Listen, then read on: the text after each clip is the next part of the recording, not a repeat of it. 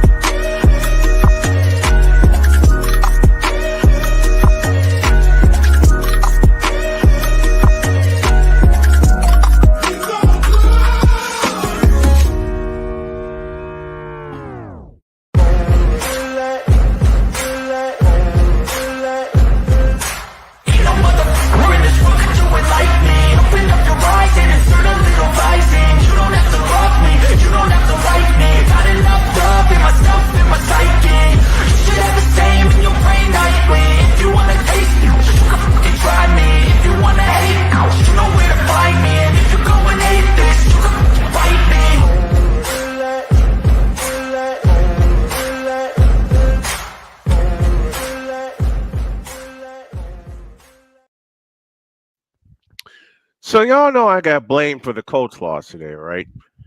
Good evening, everyone. Brian Snow here with you, along with Shane Creighton, a.k.a. Droid. Victor Locke is on his way, and it's Sunday Night Football, presented by Wanna Parlay, the world's richest parlay, as we count you down to kickoff for the Detroit Lions and the Houston Texans. And we'll quickly go over our games of the day. Let's start with Droid. Which game had you intrigued? Honestly, I hate to say it, Panthers-Giants in Germany. I was shocked at how close that game was because I thought the Giants were going to run away with it. But Bryce Young proved to us yet again, hey, I'm not a bust. I can do what I need to do, with also the help of Chuba Hubbard with a 169-yard total game, 153 on the ground. Well, you know the game that intrigued me? Jake Moody's walk-off for the 49ers as they improved to 5-4 on the year, and they beat the Tampa Bay Buccaneers. I got to shout out the Buccaneers, man. The Buccaneers gave us hell all day long. And I think another team that should really be given their credit, I know you don't want to give them the credit, but the Steelers. Yeah, Steelers stole one today. Here's another team that I really don't want to give credit to, but they deserve it. That's the Arizona Cardinals. Yeah, Cardinals did exceptionally well today. I mean, granted they beat up listen, granted they beat up the Jets, but as I have been taught over the years, and Victor has taught me in my play-by-play career, a win's a win. I mean, hell, Victor's been in the booth with me at Old Gately Stadium when it had no heater in that joint for a 2 overtime game. And the reason I left was because I had a lot of audio issues. Ah. Yeah, I could tell that you were kind of going in and out when you were trying to talk. Yeah. And that Broncos game had me fuming already. Because we should not be only beating the Broncos by 2. Listen. And by a blocked field goal. We should have dog walked the Buccaneers, but the Buccaneers hung with us. And Kirk Two Chainz Cousins lost to the Derek Carr and the Saints? Yep. Any given Sunday, any given Monday, any given Thursday or Saturday during the football season. And the thing I hate to say is that the Cardinals lead the West. Not for long. We're going to catch them, and we're going to pass them. To give you a preview of this game, the Houston Texans are 4th in the AFC, 1st in the AFC South, and the Detroit Lions are 1st in the NFC overall and 1st in the NFC North. They're 5-0 in their last 5. They're 4-0 on the road, 3-1 away, or 3-1 home. So they have a pretty good track record when it comes to playing away games, while the Texans are undefeated at home. So you have 2 teams who are undefeated in the specific category that they are going to be at today. You know, for the Lions, there is a much different air this year. And Victor called it during the offseason. Victor said, don't be surprised if there's a much different aura and a much different air about the Detroit Lions this year, using the loss at Levi's Stadium to spur them on. And Victor, you couldn't be more right. And I point you back to last week's game in Green Bay, where the Lions simply took control of that game and didn't let go. Indeed. And the thing is, and I said this a while back during Thanksgiving, actually 2 years ago, about just how the Lions play. Doing what we say, dude, get on the ground running, establish a good run game, and look what they're doing, man. Mm-hmm.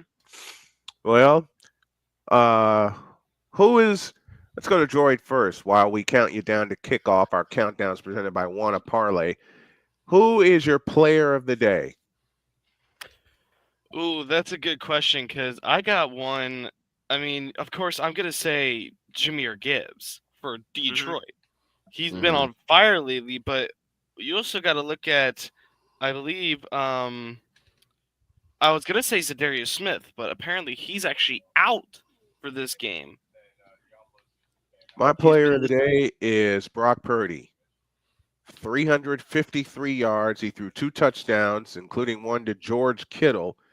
And my other players of the day, Christian McCaffrey in his return to the lineup, and Jake Moody for walking the 49ers off against Tampa Bay. Victor, who are your players of the day? Well, gotta give it to George Pickens. I mean, his catches today were simply phenomenal, and it had not been for some key first down catches he had, you're talking about probably completely different game. I got a great description from one of my friends after I signed off for a while. He texted me about that Pickens catch. And he said, doesn't he remind you of one of your kids at night when they're trying to find the most comfortable place to sleep? Right. I said, you know what? That reminds me of my ass when I'm trying to sleep. Exactly. Well, to be fair for you, all you have to do is lean back in that chair, prop my feet up, them feet up, and that's that. I'll tell you my actual players of the day. The player to watch for this game is Jahmyr Gibbs. Yes. Jahmyr Gibbs and David Montgomery are you 2 players to watch. 2 running backs to the Lions. But my players of the day, one of them is the same as A Pizzle, MVS. Marquez Valdez-Scantling. First game with the Saints, he's just like, you know what? Let's drop a century. He dropped 109 yards on 3 catches for 2 touches. For 2 touchdowns. And I said George Pickens was the guy for me. Like the fact that again he made catches that simply really should not have been done. And Yeah, I Alabama saw Kittle, that who first. also had Another one, I gotta tremendous say, catch too. Chuba Hubbard Chuba Hubbard, for the absolutely. Panthers. 28 carries, 153 yards. I mean, he played like an animal. I think They played with one, the Panthers played with some nerve today, they did. which is unusual to see lately, given how much of a dumpster fire they have been. And yes, I'm using the past tense, but the thing is with the Panthers, they got to keep it up. And let me shout out George the Animal Kittle for an incredible touchdown catch in the fourth quarter at Tampa, somehow getting both feet down. And that also, like I said, I think we highly underestimated Pittsburgh's defense because they came to play. I did. I am guilty as charged. They came to play, and they stuffed Washington. They sure did. They sure did. I told you, like, we can hate on Pittsburgh all we want. Right. We can do that till the moo cows come home. But Hayward had a game. Uh-huh.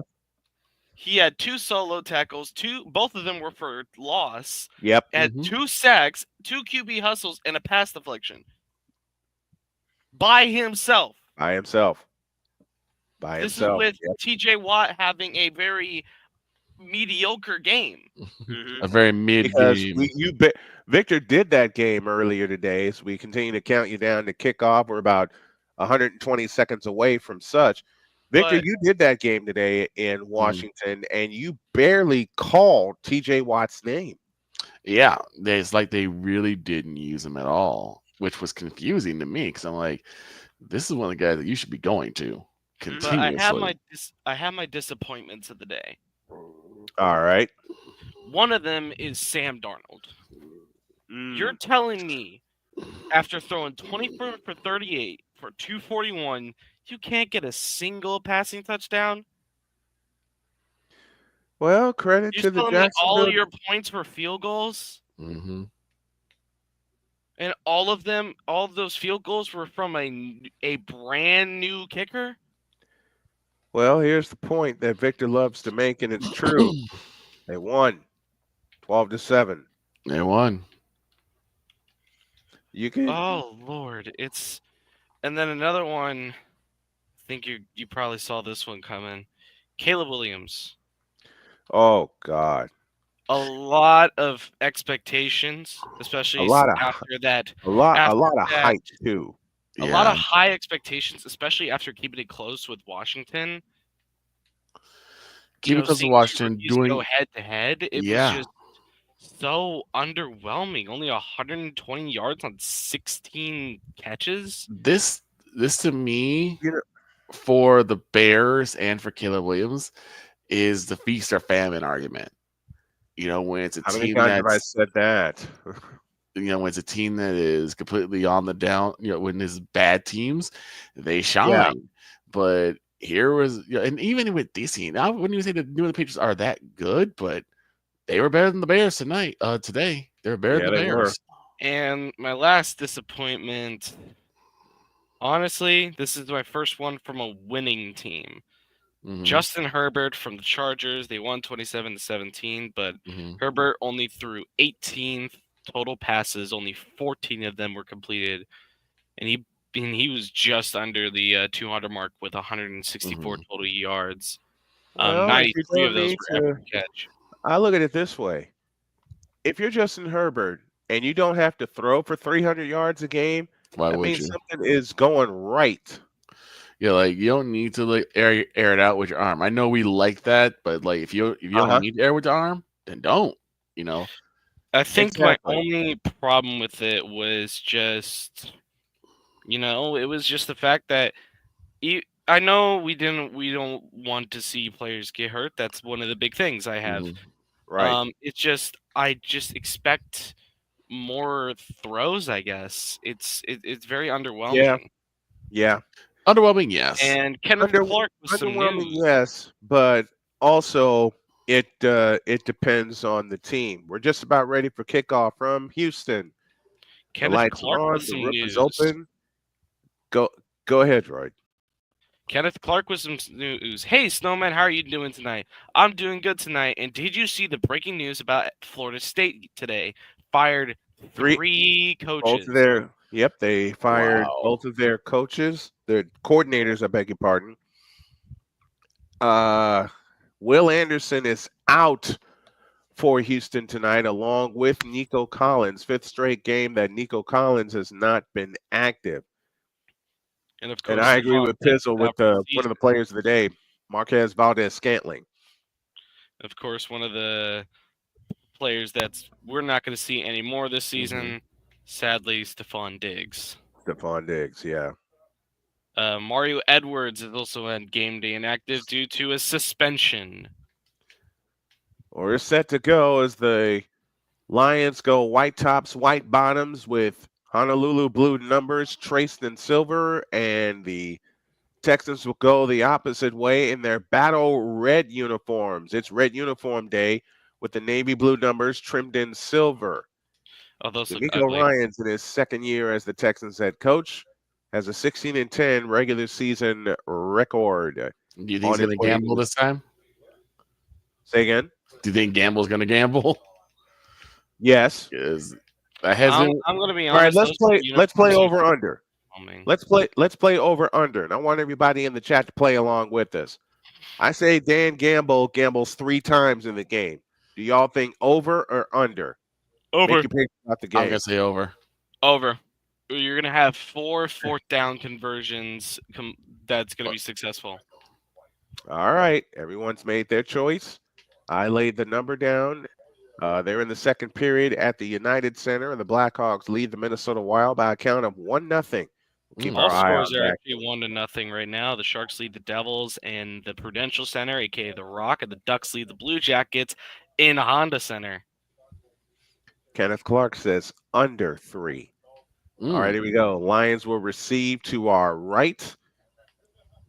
Keami Fairbairn will kick things off from left to right. Red helmets, tops and bottoms for the Houston Texans. He gets the signal. On your mark, get set, and go. Sunday Night Football on Snowman Multimedia from Houston as the kick goes into the end zone for a touchback. Jared Goff and company will come out to the 20-yard line. David Montgomery and Jamison Williams will join him. Amon-Ra St. Brown, Tim Patrick, the other receivers, Sam Laporta, the tight end. Now you tackle Graham Skipper, Frank Ragnow at center, Kevin Zeiter at right tackle, Penei Sewell. Penei Sewell is right tackle. Penei Sewell, of course, out of Northwestern, or out of Oregon. I beg your pardon. It's 1st and 10 from the 30-yard line.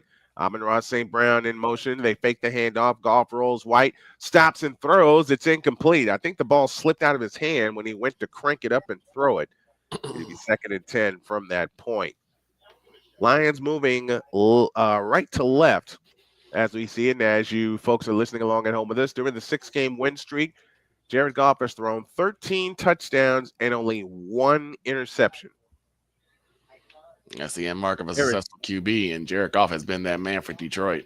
Jared Goff has been cooking. 2nd down and 10. Goff this time out of the shotgun with Gibbs standing to his right. 3 receivers to the right, lone slot to the left. The handoff to Gibbs, and Gibbs will get about 4, maybe 5, up to the 35-yard line. It'll be 3rd and 5 from that point with 14:40 left in the opening quarter. Lions quickly to the line. Gibbs stands to the left of Goff. Receiver left, 2 receivers to the right, Jamison Williams and Amon-Ra St. Brown. And on the counter, they hand it to Amon-Ra St. Brown. He dives forward and has the 1st down. That's been one of the tricks that Detroit loves to use, is that cross handoff to a wide receiver, especially when he's coming in motion. It winds up being a jet sweep, and Brown able to get a couple of quick blocks, and he picks up the 1st down. That offense of Detroit has become a lot more diversified. A minute gone. It really has. No score. Goff under center. Has a tight end in motion. And here's a handoff to Montgomery, and Montgomery will crash out to the 45-yard line. That's a pickup of 3. It'll be 2nd down and 7. For the Texans, Danico Autry, Tim Settle, Fatuoski and Daniil Hunter across the front. Aziz Al-Shair, Henry To'o, Derek Steenley starts the secondary along with Jalen Petrie, Jimmy Ward, Eric Murray, and Kamari Lassiter complete the Houston secondary. 4-yard gain on that play, 2nd down and 6. Montgomery, the lone back. They fake it to him, and they throw. It's caught by Jamison Williams, and Williams trying to leap over a tackler, does so, but lands out of bounds, and we got a penalty flag. Mm-mm. And from the looks of it, Detroit's marching backwards.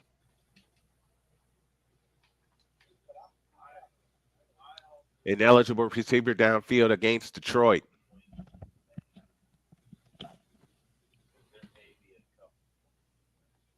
And it's against the right tackle, Zeitler. All I can say about my Chiefs is we're undefeated, but at what cost? Oh, and that's about what I can say about my 49ers. We won, but at what cost? Oh, also for what happened to the Pittsburgh player, Highsmith, ankle sprain. Thought so. It was an ankle sprain. Off. He looks, he fires. It is tipped, and it is picked off.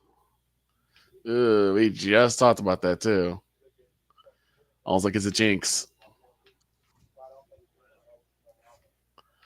Almost like it's a jinx. Wow. As soon as we talk about a pick, there it is. That's Petrie with the interception for the Houston Texans. Which means now he tipped it up in the air, and his teammate picked it off. So Petrie gets the deflection. So that's now 2 interceptions from Goff. Yeah. That's a lot crazy, of game left, but the Texans have the ball with 12:55 left in the first half. First quarter. Good grief. But definitely not how you want to start. Especially if you're Detroit and you're on the road. Mm-hmm. Stroud has possession now for the Texans, 1st and 10 from the Detroit 33-yard line. Stroud lines up in shotgun formation, receiver across the formation in motion. The turn of the handoff to the running back Mixon, and he'll get a couple at best. The only thing I really like about these unis is the helmet. I like the metallic red. Question is, will they combine it with other uniforms? I mean, if we're playing like college football 25, hell yeah, you're gonna do that. Of course you are. 2nd down and 8 after a 2-yard gain. Houston, you know that these are going to be added to Madden. If he's not, I'd be surprised. Stroud under center with Mixon behind him. Receiver across the formation in motion. They'll toss it to Mixon running right, and Mixon is upended and down after what looked like a 2-yard loss. Yeah, that was definitely 2 yards behind the line. So it's 3rd down coming up for the Texans, who are 6-3, as Joy noted coming into the game tonight. Detroit is 7-1. And it was Branch that was the guy that upended him. I forgot who the Lions lost to this year. The Lions lost to the Bucks. Yeah. Okay. 3rd and 10. Stroud in the shotgun, 3 receivers left. The belt high shotgun snap to Stroud. He fires, and it's caught. 1st down, Houston. Tank Dell with the reception. They needed 10. They got 13. 1st down, Texans. Tank Dell has always needed to show up since not only Nico Collins went down, but also Stephon Diggs gone down. Mm-hmm. Like you can't just rely on John Mechie and Xavier Hutchinson. You got to have Tank Dell out there also making some great plays. Well, he just made one. 3rd round pick in the 2023 draft out of the University of Houston. So he stays home to play professional football. That's Dell in motion from right to left. Handoff to Mixon. He gets across the 20, spins down at the 18, maybe the 17-yard line. Gain of 2 will make it a gain of 2. 2nd and 8 from that point. 10:35 left, opening quarter. The Texans are on the march after an interception thrown by Jared Goff. It's a gain of 2. It's 2nd down and 8 with 10:20 left in the opening quarter.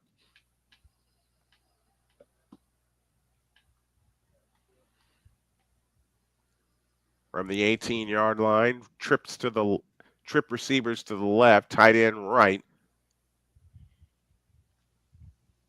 Stroud under center, gives the ball to Joe Mixon, trying to jitterbug outside, and he's got a lot of trouble. He's thrown down back at the 26-yard line. A loss of 8. And it's 3rd down and 16. And so far, the running game has not been running for Houston, which has been Houston's MO for most of the year. Even given the fact that Mixon got 100-plus yards last week against the Jets in a game that we discussed on Snowman in the Morning. You can catch that every morning at 8 a.m. Eastern. They were empty yards because Houston was never able to do anything with it. 3rd and 16, 3 on the play clock. Now 2, snap to Stroud. They bring pressure. Stroud steps up and fires. That pass is caught. And a 1st down for the Houston Texans. That's Mechie on the catch. Gain of 17, 1st and goal, Texans.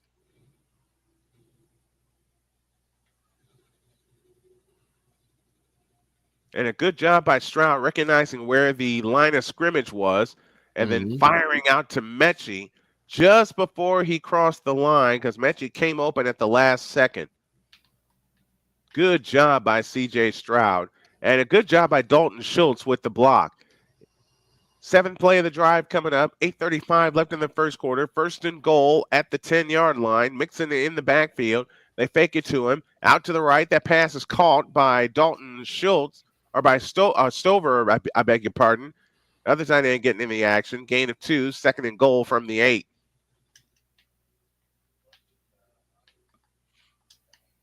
Man, I've had to tie cleats up my ankles once upon a time. Ooh. Especially with a play clock running. Yeah, I remember those days. Cade Stover, the 4th round draft pick out of Ohio State. And we may see a timeout here as they have 7 on the play clock. Quickly to the line, 3 receivers to the right, and timeout called by Houston. You don't really want to call a timeout real early in the game like this. You don't, but that tempo going. But at the same time, if you know you're not going to be able to get a snap off, you don't want in this situation to get a 5-yard penalty. Yeah.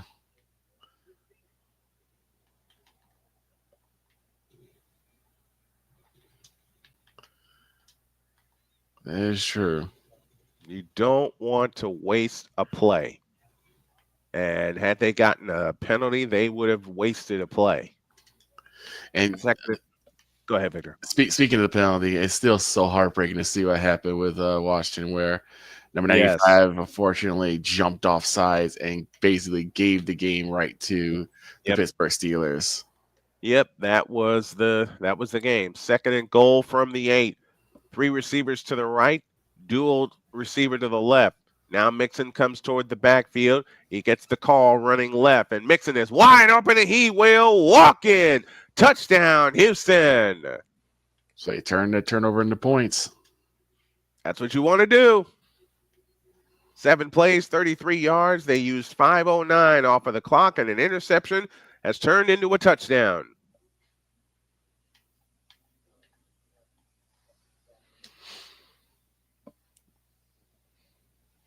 We're off and rolling for Houston, but now it's time to see if the Lions can answer back.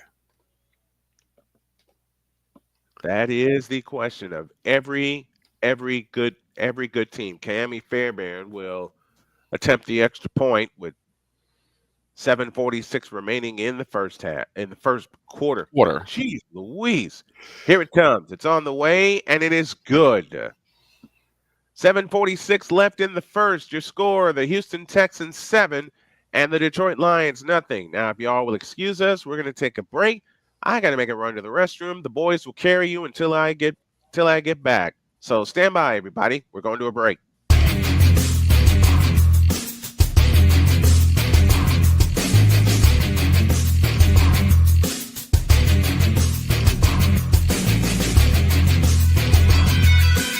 Join the transporter to Hades. Your butt and gut becomes one. Join the reformer of hooker whores. This is my daughter, Placenta Booty Johnson. Join the bronze car. Whenever you are in distress, take off your baseball cap and throw it in the air. Join your very own superhero of broadcasting, Chris Bass. So whatever color crayon they get, they palm it and do 2 circles, and that translates to I can be the black people. As she takes you through the week's paces in Baseline. Live every Saturday at 8 a.m. Eastern, 7 a.m. Central, Pacific Time Zone people, just stay asleep when this is on live and just catch the recording. Oh, I'm sorry. Exclusively on the Chris Bass YouTube channel.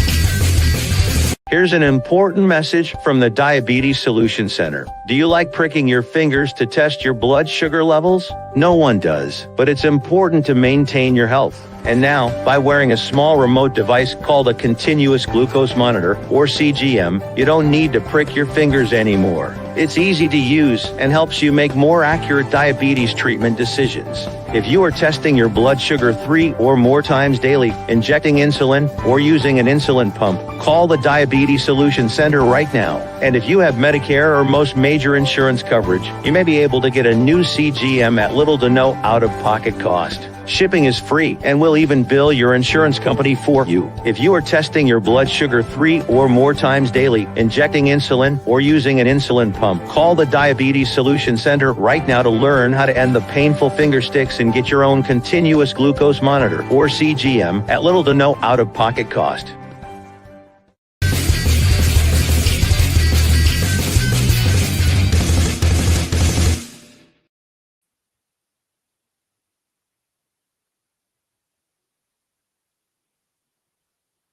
We return here to Detroit, Michigan, where right now it is 1st and 10 for the Lions.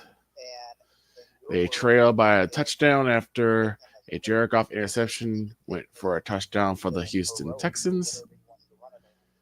And that is where we begin. We're in Houston, actually. Jared Goff going to center. Montgomery, the lone back, 2 receivers left, and a slot to the right.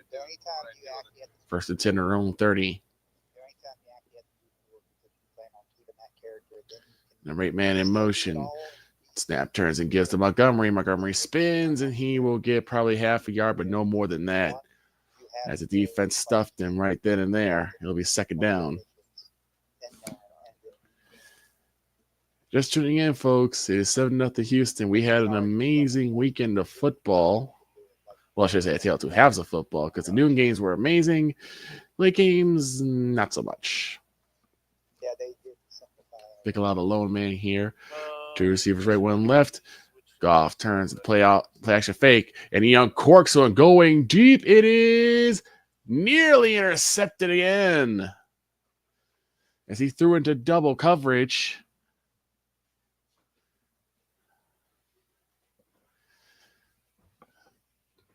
That was Stingley Jr. who nearly picked it off for the Texans.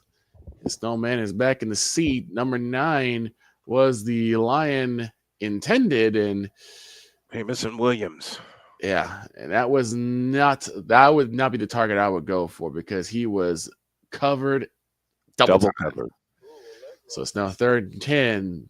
To his right, 1 left, and now man moves in the slot. Goff from the gun. Montgomery to his right hip. Snap to Goff, back to throw. Pocket holes now in trouble, and hold it. Flags fly, and the play is called dead. And it will be delay of game. I thought the snap came off in time. They didn't get the snap off, it looks like. Let's see. Can't see the play clock, but play game. Yep. Delay game is the call.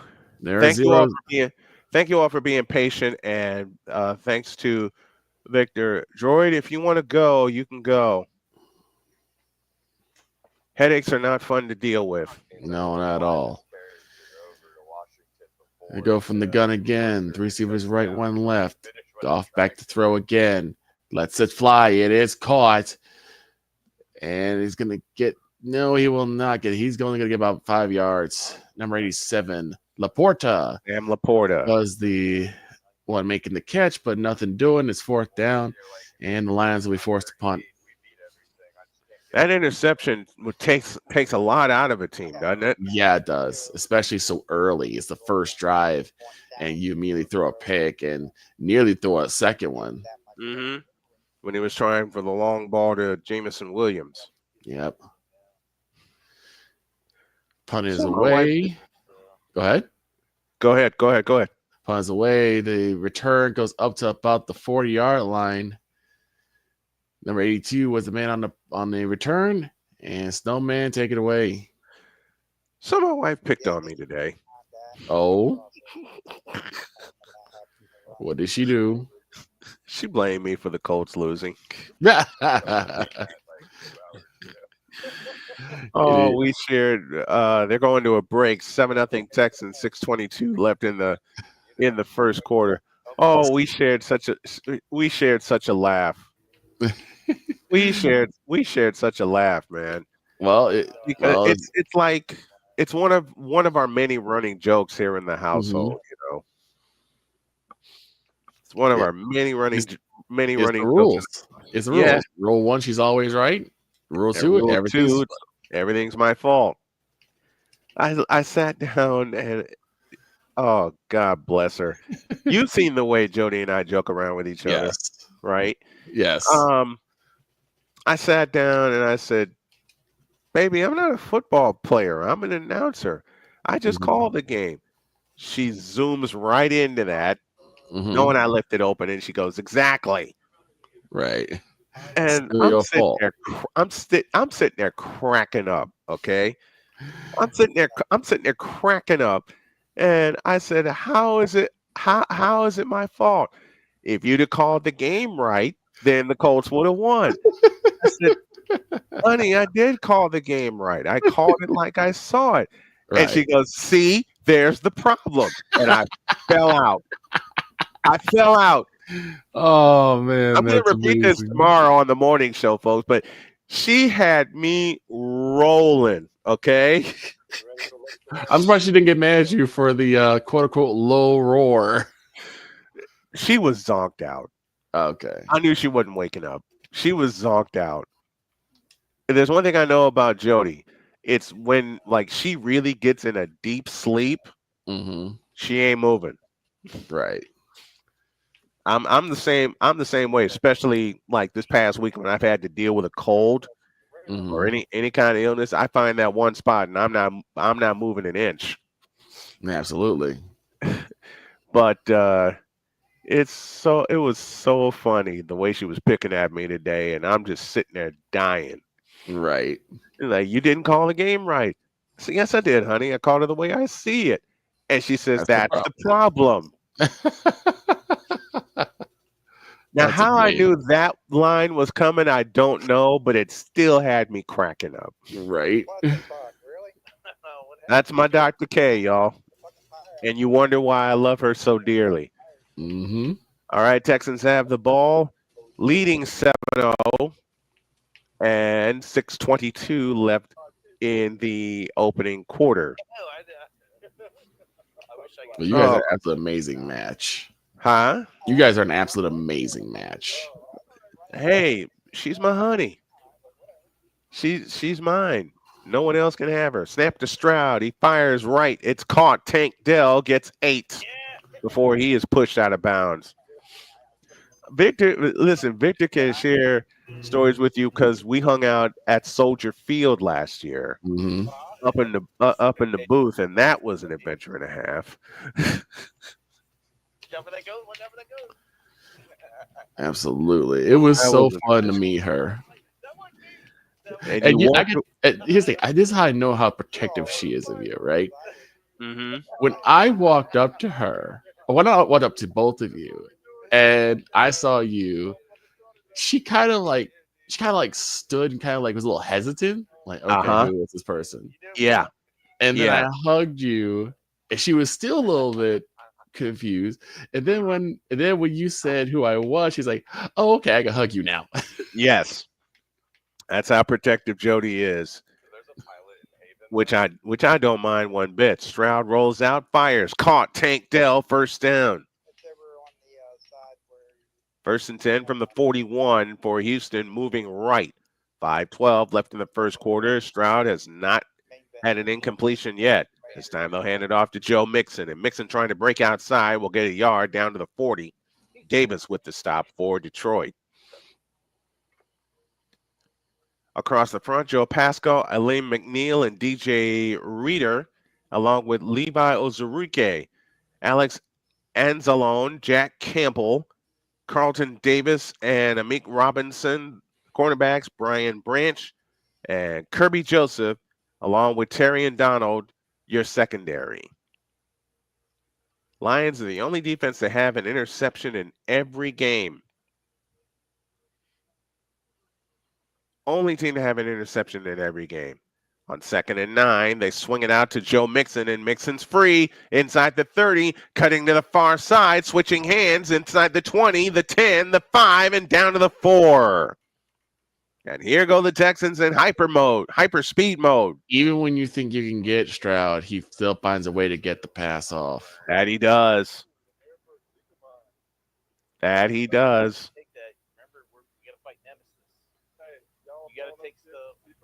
35-yard completion on that play. First and goal, 33-yard completion. Here's Mixon up the middle, down at the 1. Flag flies in late for a possible hold. And that's exactly what it is. Holding against Houston. They'll back up 10. Scruggs the guilty party, and a first down. They'll repeat first down. Here's how protective Jody is of me. When we were up in the booth, folks, at Soldier Field, and she started massaging my back, she was eyeing every person in the joint. Oh, yeah. Yes, indeed. She was eyeing every person in the joint. All right, first and goal, this time from the 13-yard line after the 10-yard penalty. The turn and the handoff to Mixon, and Mixon gets down to the 11. 3:28 remains in the first quarter. 7-0 in favor of the Houston Texans, and they're looking for more. The gain is down to the 11. It's second and goal from there. Daniel Berry is with us this evening. What's going on, Daniel? Kenneth Clark, greetings to you. A Pizzle, thanks for stopping by. And Little G Griffith, thanks for stopping by also. Second down and 11. Second and goal from the 11. Laramie Tunsil is slow to get up. A four-time Pro Bowl selection. He's walking off the field under his own power. That's the left side, where they usually run. So Tunsil will walk off under his own power. We're hoping to see him back in the game. Second and goal from the 11.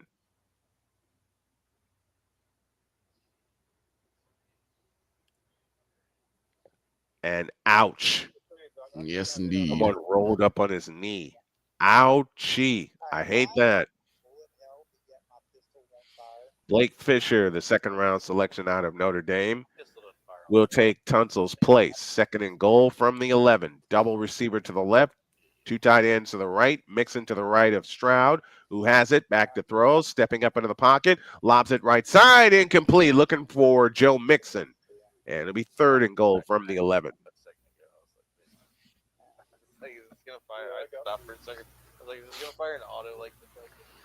You know what we're told? You know what we're told a lot? Mm-hmm. That we can't like each other that much. It just does. What? Me and Jody. Oh, yeah. Oh, yeah. How would they know? I'm sharing those stories tonight, man. Okay. I'm sharing those stories tonight. because when we used to work at Amazon, 3rd and goal from the 11, Stroud the only one back there, doubles right, doubles left, tight end also to the left, snap to Stroud, back to throw, has time, steps up in the pocket, rolls right, spins out of trouble, and eventually sacked back at the 18-yard line by Houston for the Detroit Lions.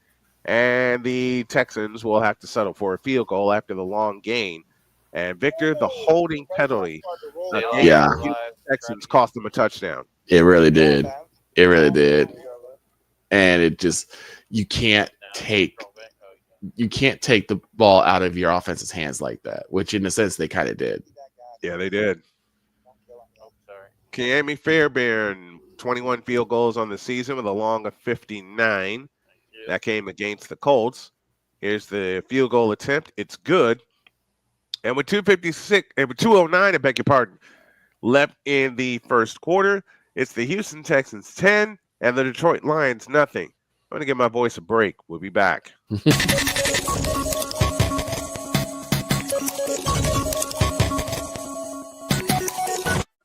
Drew Willingham.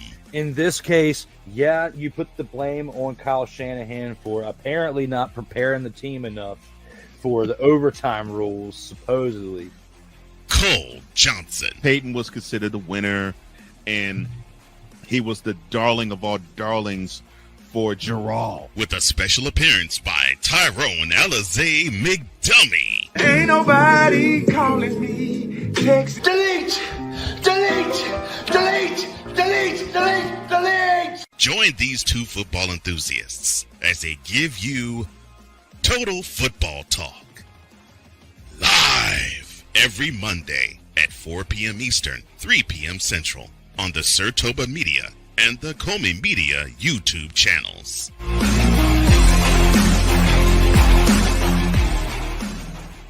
Whether it's news, the largest egg producer finds bird flu in chickens at a Texas plant, weather, devastating tornadoes rip through the heart of the United States, inspiration, a breast cancer survivor completed the journey of chemotherapy, and now begins a future one of matrimony or sports. Michael Jordan is shown on a photo with Diddy. LeBron James has a video extolling the virtues of a Diddy party. This has been yet another Beating a Dead Horse presentation. We got you covered.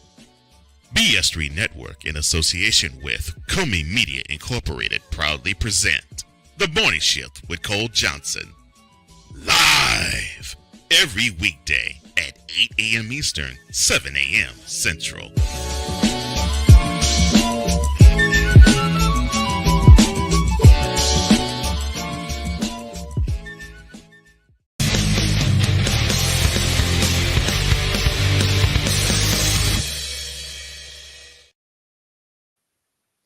You ever go to a place where you just want to try everything? Well, that's where I'm at right now with expanding this YouTube channel, because we're on Instagram tonight. I figured, why not? It's worth a shot. Dan Campbell and the Lions seeking back-to-back division titles for the first time since 1954. We'll go over all the scores of today's games at halftime. Ka'imi Fairbairn will kick it off, and here it comes. And it will go into the end zone, taken for a touchback, and the Lions will come out to the 30-yard line.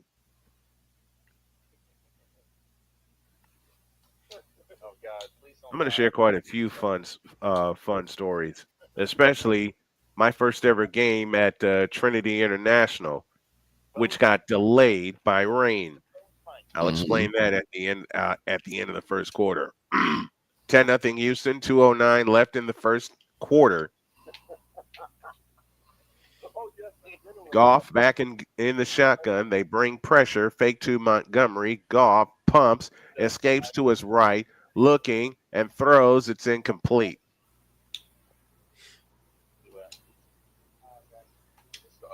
It'll be 2nd and 10 with 2:02 left in the first quarter. And folks, in case you missed it, earlier today I did something I had only done in my mind. Mm-hmm. I call 2 games at once. And to this very moment, I don't know how the hell I did that. 2:02 left of the quarter, 2nd and 10. Jahmyr Gibbs behind Goff, who will work under center. Gibbs the call, running left. And he's going to lose a couple of yards. Maybe he may lose more than that. He's going to lose about 5 yards. It'll be 3rd down. And this Houston Texans defense has come to play tonight. Petrie led the charge on the delayed blitz, but then recognized it was going to be a handoff. He got back there and disrupted the play. And Jahmyr Gibbs trying to reverse field. And then the rally tackle started. 3rd and 16 for the Lions with 90 seconds left in the first quarter. You just gotta beat it up when you have on the end. You gotta have the other one. Goff out of the gun, and the snap to him. Looks to throw, winds up and throws, and it's caught by Jamison Williams out to the 45 and down at the 48-yard line. What a catch by Jamison Williams. And they needed that desperately. Needed 16, got 28. First down, Lions. Boy, they needed that. He's gonna get me. Holy cow, they needed that. You gotta have something. That's why you say challenging. And a great job by Jamison Williams, able to haul it in. They get out to the 47-yard line, 23-yard reception officially. Goff takes the snap, fires it out to Gibbs, who skips a tackle, gets across midfield and into Houston territory. He'll pick up 4. It'll be 2nd down and maybe 5. He'll pick up 5. It'll be 2nd and 5. And that will probably take us to the end of the quarter. And for the first time tonight, the Lions are on the move. Jahmyr Gibbs with 8 total touchdowns coming into tonight's game. Let's see if the Lions will snap the ball. 2nd and 6 from the Houston 49. And they will not snap the ball as the quarter has come to an end. All right, we'll take a short break. Your score at the end of 1. It's the Houston Texans 10 and the Detroit Lions nothing. But the Lions are on the move when you all get back. Here we go.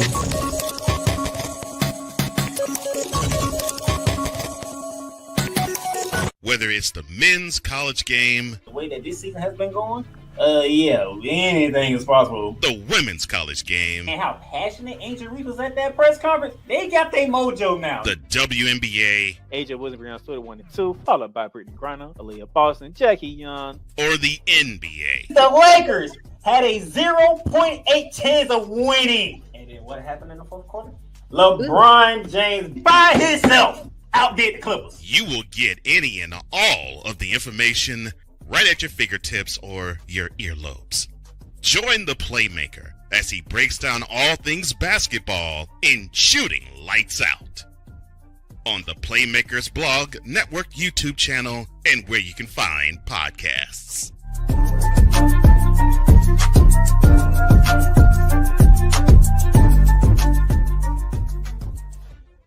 Whether it's news, the largest egg producer finds bird flu in chickens at a Texas plant, weather, devastating tornadoes rip through the heart of the United States, inspiration, a breast cancer survivor completed the journey of chemotherapy, and now begins a future one of matrimony, or sports. Michael Jordan is shown on a photo with Diddy. LeBron James has a video extolling the virtues of a Diddy party. This has been yet another Beating a Dead Horse presentation. We got you covered. BS3 Network, in association with Comey Media Incorporated, proudly present The Morning Shift with Cole Johnson. Live every weekday at 8 a.m. Eastern, 7 a.m. Central.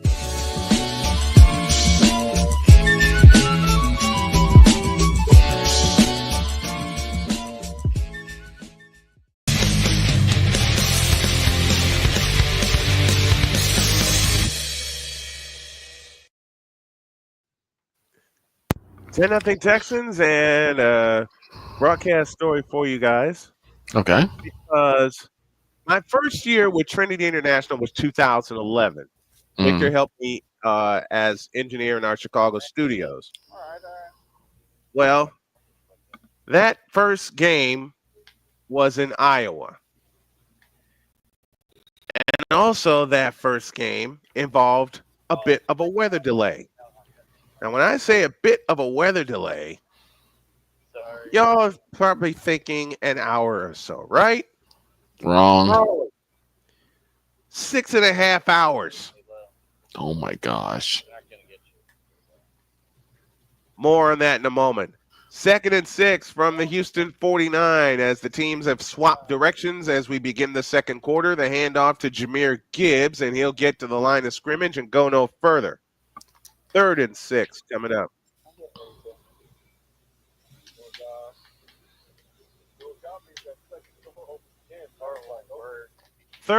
Third down and 6 coming up for the Detroit Lions. Nice job, Doc. Nice job. They converted 3rd and 16. Let's see if they can get 3rd and 6.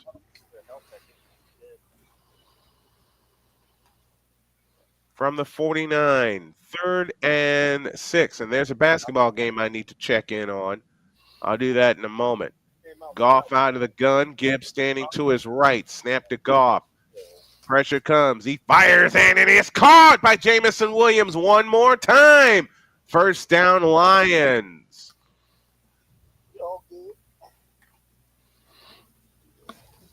They're doing damage. My goodness. I saw that too. Did you see that rope? Oh, yes. That Jared Goff threw? My buddies at It's in the Blood, they're streaming this game live, so we're going to send them some love in a minute in the form of a raid. So let's do this. On first down, the handoff to Gibbs. He'll get down to the 31. Pick up a 5, 2nd down and 5.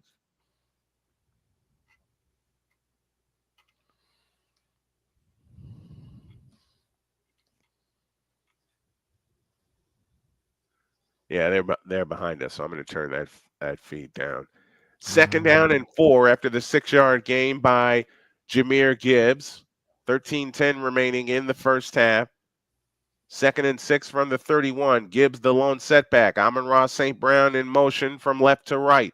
The handoff to Gibbs, running left. Gibbs squeezes through. They push him forward, and he'll get a couple. Don't know how much is a couple, but it's going to be 3rd down and I'd say about 3.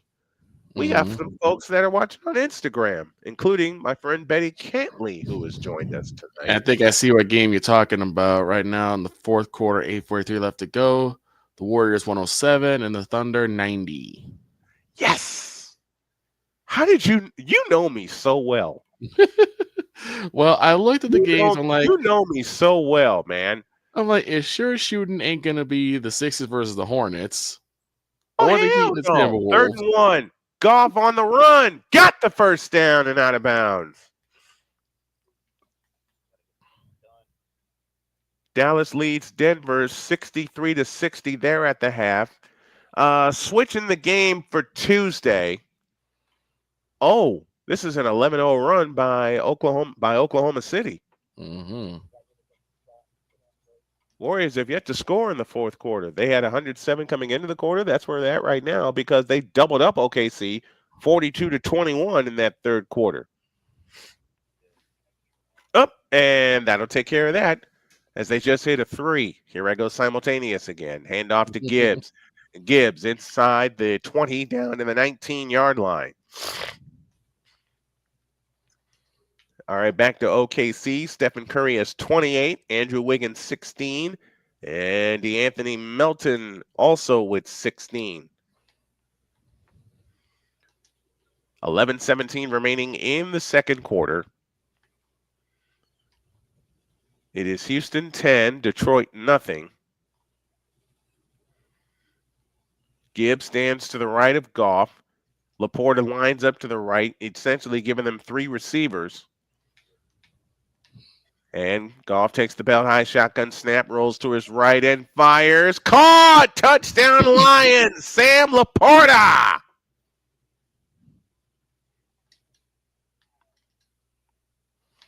That's all you needed. Wow. That's all they needed. And all of a sudden, the game has changed.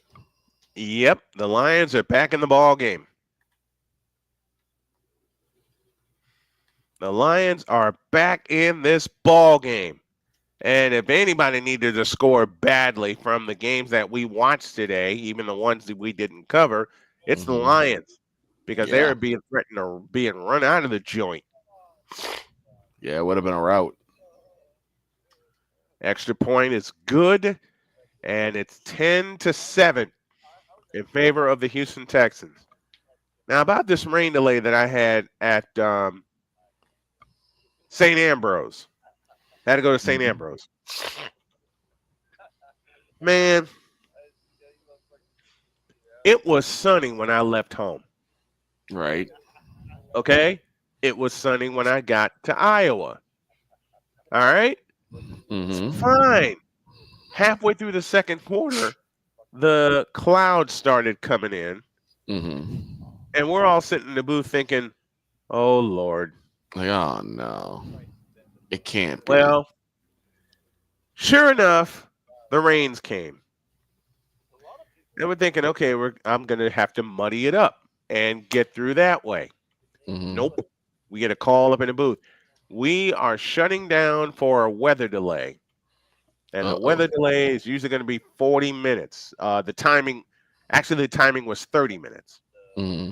So we'll wait and see what happens. And also, excuse me, fellas. And then if it gets close, we'll send the teams back out. Right? Okay. Nope. First 30 minutes, we have 5 minutes left on the clock. And I'm thinking, are you kidding me? So they had to restart the clock. And they kept restarting the clock. And they kept restarting the clock. And they kept restarting the clock. And finally, they said, screw it. And the rain just kept on coming. The rain kept coming. All right? The rain kept coming. And the next thing I knew, we're being told to clear the booth. What? Oh, no.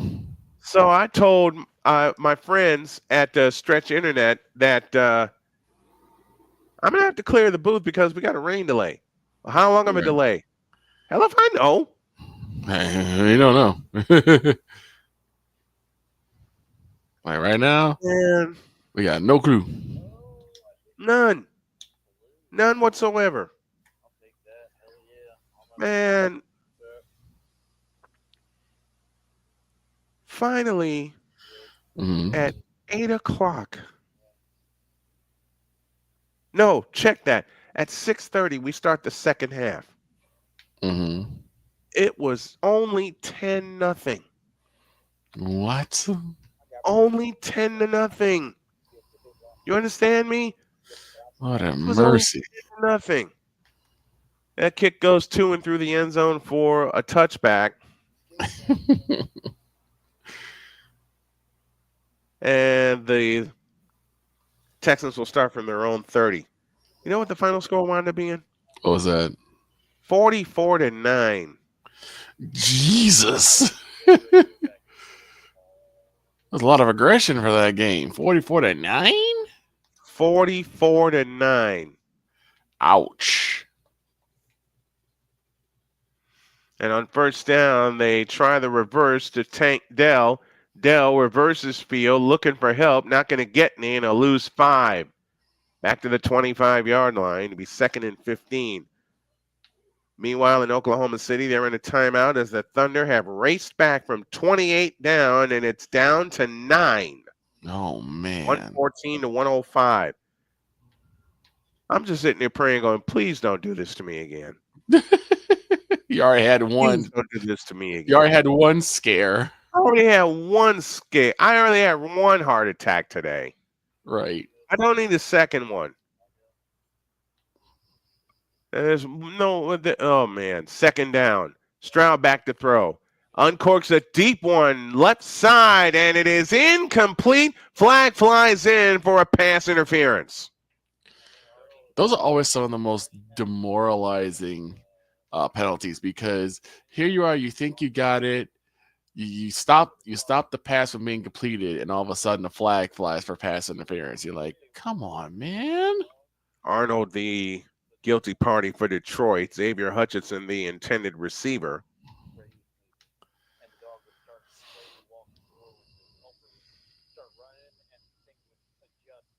And that's a spot foul, so that'll give the Texans a first down in Detroit territory. Yeah, that's not what they needed. Nope. Well, the Suns are losing. They are losing 60-53 at the half. We'll go through all the scores, NBA and NHL, at halftime. From the 35 on first down, it's to Joe Mixon, and Mixon gets dragged down right at the line of scrimmage. No gain on the play. It'll be 2nd and 10. 9:50 remains in the first half. It's the Texans 10 and the Detroit Lions 7.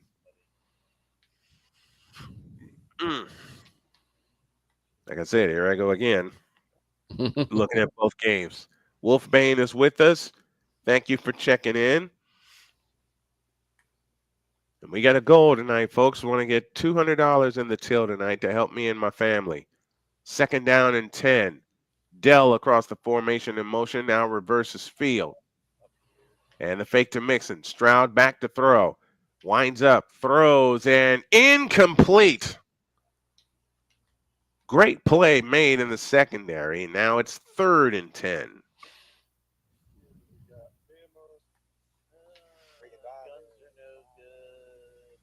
Third and 10 coming up for the Houston Texans. I'm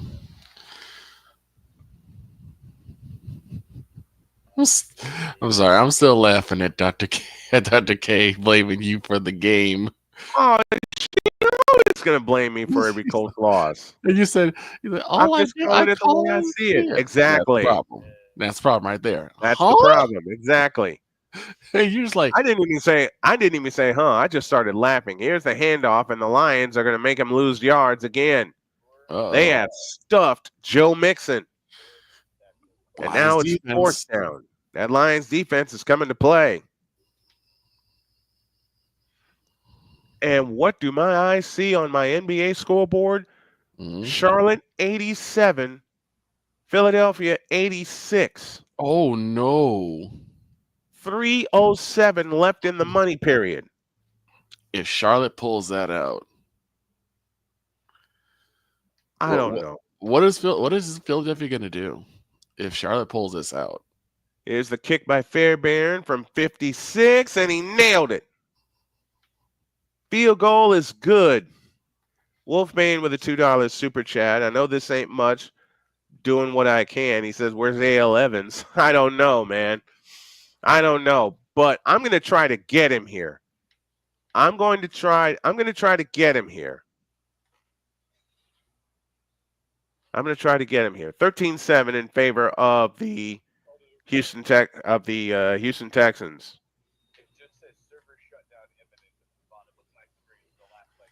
Yeah, but Dr. K always blames me for Colts losses. Always. Do me a favor, folks. Let's send some love to Happy Veterans Day. Yep, Veterans Day is tomorrow. Do me a favor, folks. Let's send some love to the following channel that I'm going to post here in the chat. Use the hashtag Snowman Raid. Hold on a minute. Right there. And right there.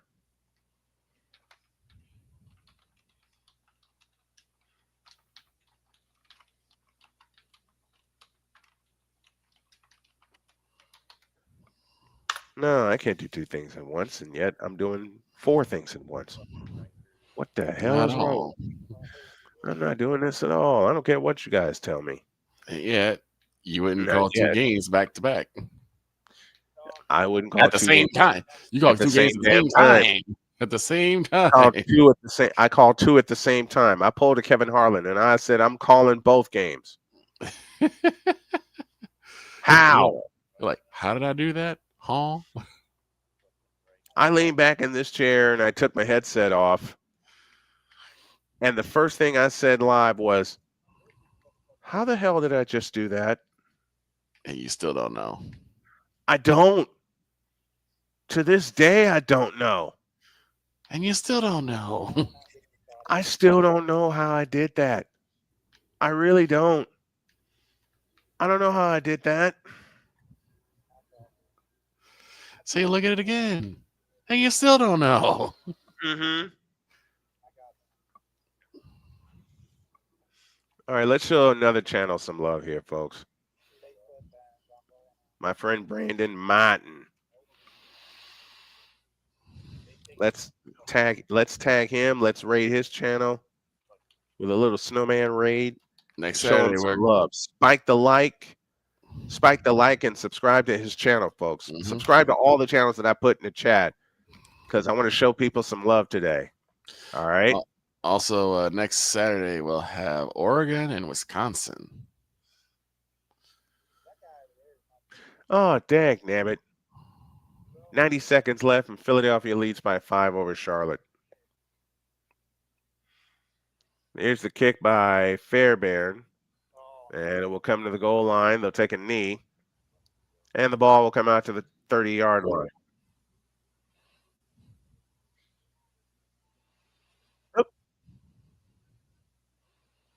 Oh, there you go. So Houston still gets 3, which means the Lions still have a lot of work to do. Yep. Down 6, 13-7.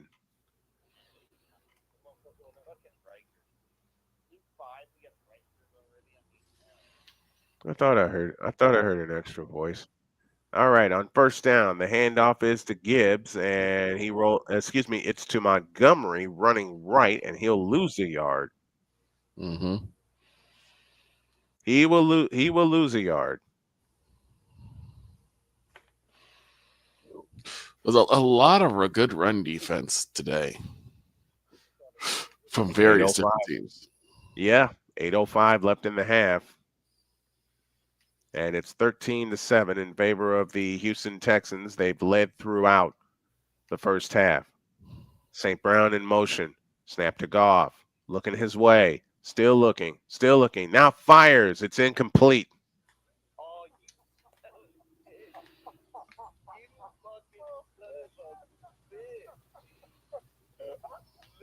Somebody's laughing. There's a flag down, and it looks like it's against Houston. Illegal contact.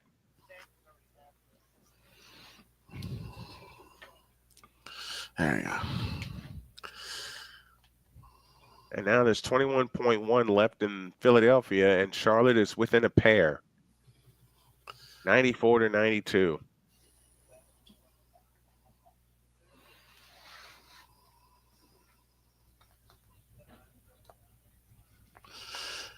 Let's see. First and 10 as Goff under center, 2 receivers right, 2 to the left. He drops the fake, and this is trouble, and it's intercepted.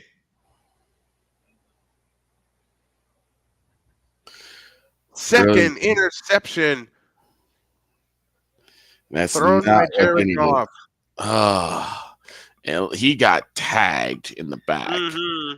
He sure did.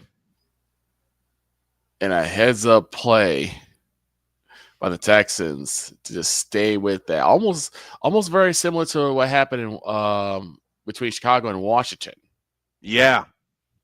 And it gives the Texans a very short field. It gives the Texans a very short field. Great defensive play.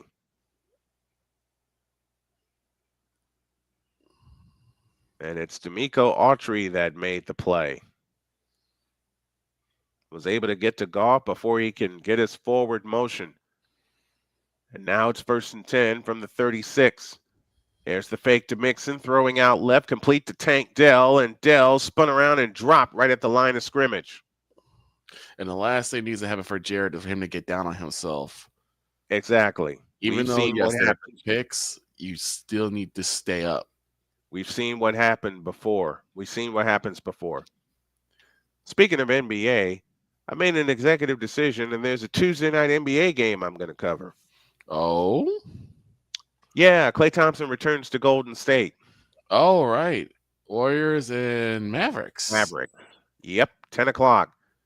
Well, depending on the time of the hockey game I got scheduled, I might do both. Here we go again. Second and 9. Stroud throws, caught, and a first down for Houston. Xavier Hutchinson with the reception. That's a pickup of 10.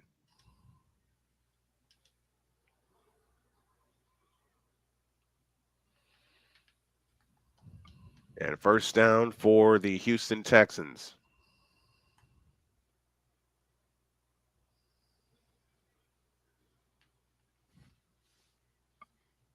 Stroud 8 for 10, 94 yards. From the 25-yard line, Stroud in the gun. 3 receivers to the right, 2 to the left. Snap to Stroud. Backs up, throws. It's caught by Mixon. He'll get down to the 16.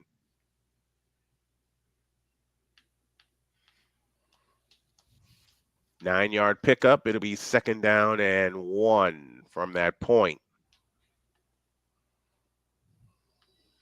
There's a player on the Warriors that I like so far. His name is DeAnthony Melton. 16 points and 8 rebounds tonight. The turn in the hand to Mixon. Mixon has a first down as he gets flipped down to the 11-yard line.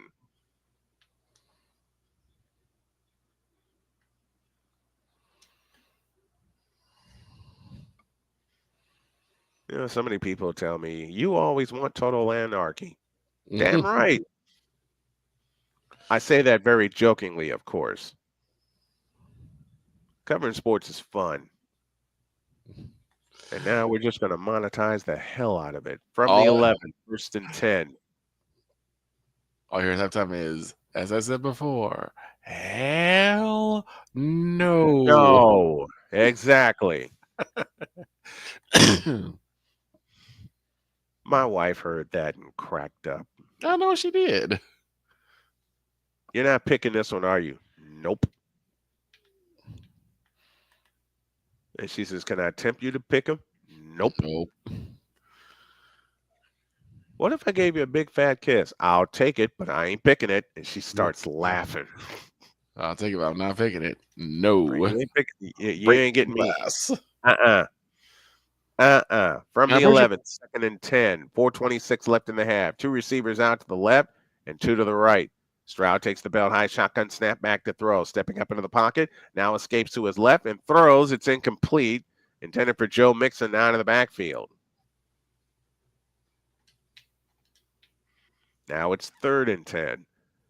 And the same problems that have haunted a number of teams in the league today, especially, are haunting the Texans, and that's red zone opportunities. Yeah. The last time they had the ball in the end zone, they turned it into a touchdown, and that came off of an interception. They want to do the same here.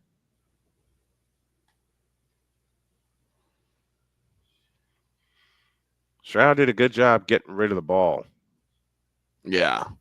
He's become such a great awareness quarterback.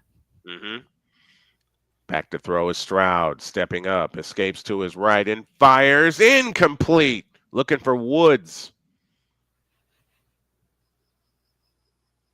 And it's 4th and 10.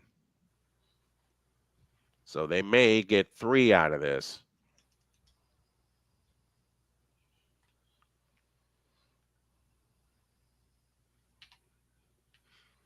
They may get 3. They may get 3 out of this. And Stephen Curry drills another 3. Give him 34 on the night.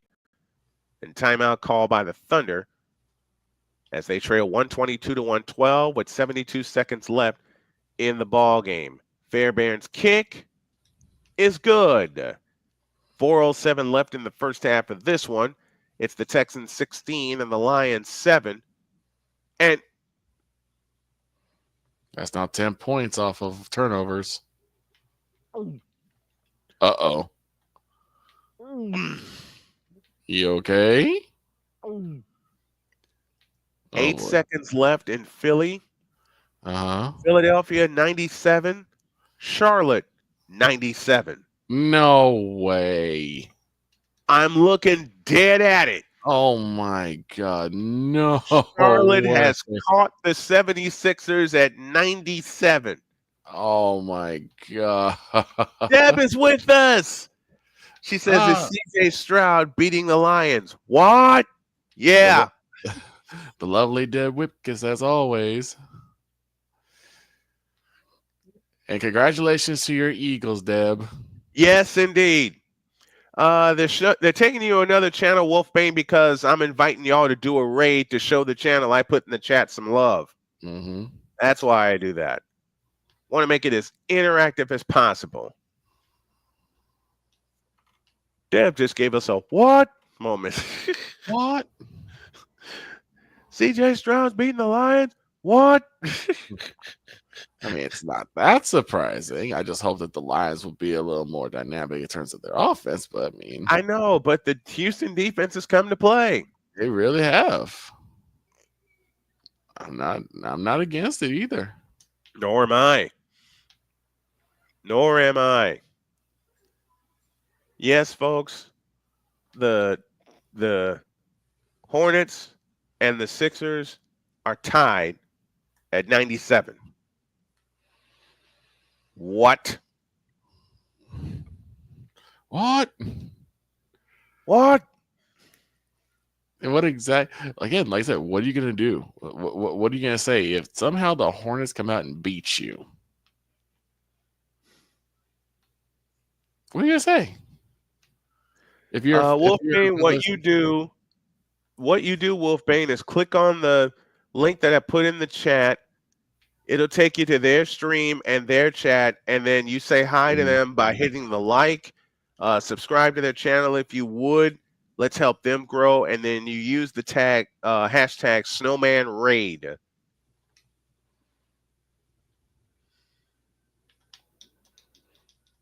Raids are fun. I think Deb's gonna wind up being our guest picker this week. Oh boy, going to overtime. They're going to overtime? In Philadelphia. Overtime. I will laugh my head off if somehow they pull that out of the fire. If somehow Charlotte pulls this one out of the fire, I will laugh my head off. After hours. Yes. You've been on After Hours with me. Oh, yeah. I remember the first one we did at an Applebee's.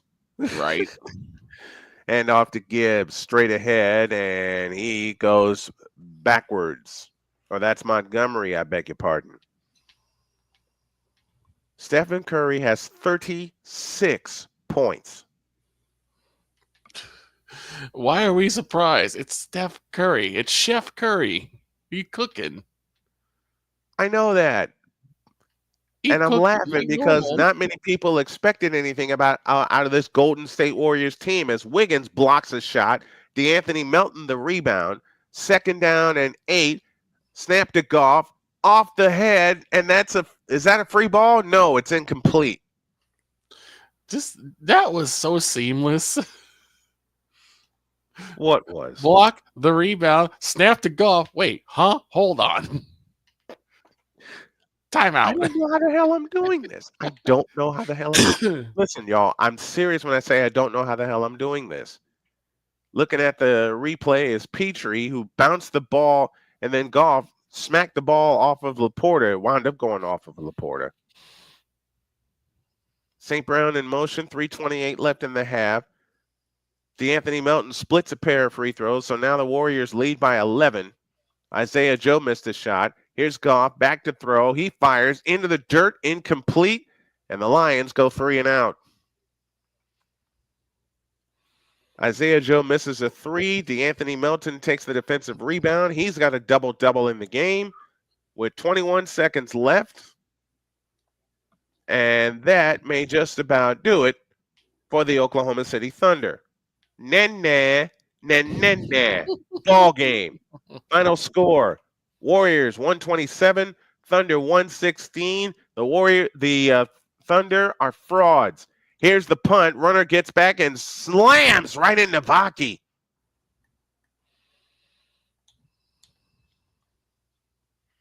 Quick wrap up of the Warriors game. Steph Curry at 36, 3 of 4 from the line. Shai Gilgeous-Alexander led the Thunder with 24. They're at a break in Houston. Warriors shot 50% from the field. Oklahoma City 44.7. 48 from three are for the Warriors. 33 and a third for OKC. Here's the problem. 15 turnovers for the Warriors. Only 11 for Oklahoma City. But I like this number. The Warriors at 46 total rebounds. And the Thunder only at 41. Game was played in 2 hours and 25 minutes in front of 18,203 at the Paycom Center. Now, we're going to switch this to Philadelphia to see if you're okay, Wolf. Now, let's switch this to Philadelphia. No one has scored in the overtime. Another offensive rebound for the Hornets. I will laugh my head off, especially when we got Jay coming tomorrow morning. Andre Drummond with a loose ball foul.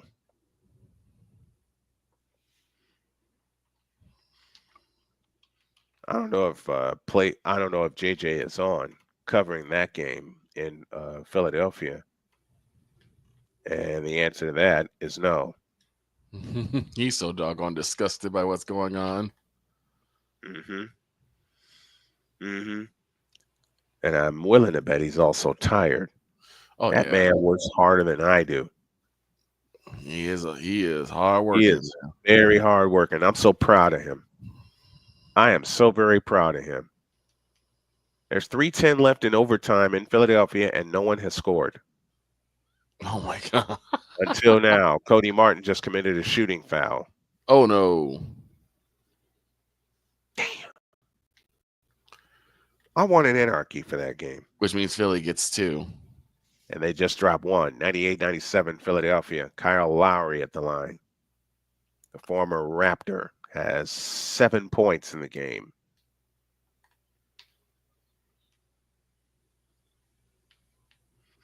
The Sixers are 1-7. Lowry drops the second one. 99-97 Philadelphia. Man, the heck with this. You know what? I'm going to try to find it. I'm going to try to find it. Listen, look, I'm still wondering how the hell I did 2 games earlier at the same damn time. Right. And my computer held up for it. Right. And somehow my computer held up for it. All right, Texans ball from their 33, 1st and 10. Dell in motion. As Stroud back to throw against pressure, gets it away, and it is incomplete. Oh, I thought they picked it off. I did too. I thought they picked it off. You know what I'm bringing? I think I'm bringing to life what every kid used to do. Tried, can't figure it out. I'm still listening. Prediction: Lions 24, Texans 19. Kenneth Clark says we did the Eagles game. Okay. And looks like there's a challenge flag. Oh, no. Yeah. No, it's an incomplete pass. Okay. No challenge. Okay. I was going to say, no challenge on this one. No, because he didn't have it. At all.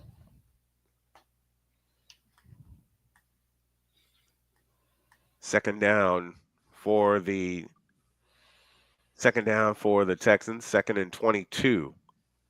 And the handoff is to Mixon, and he runs right into a Lions wall and is brought down after about a gain of 1. It's 3rd down.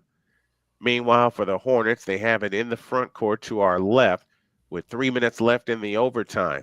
LaMelo Ball has it between the circles on the drive to the right, stops, keeps his dribble, jump pass back left to Bain, and that pass is picked off by Lowry.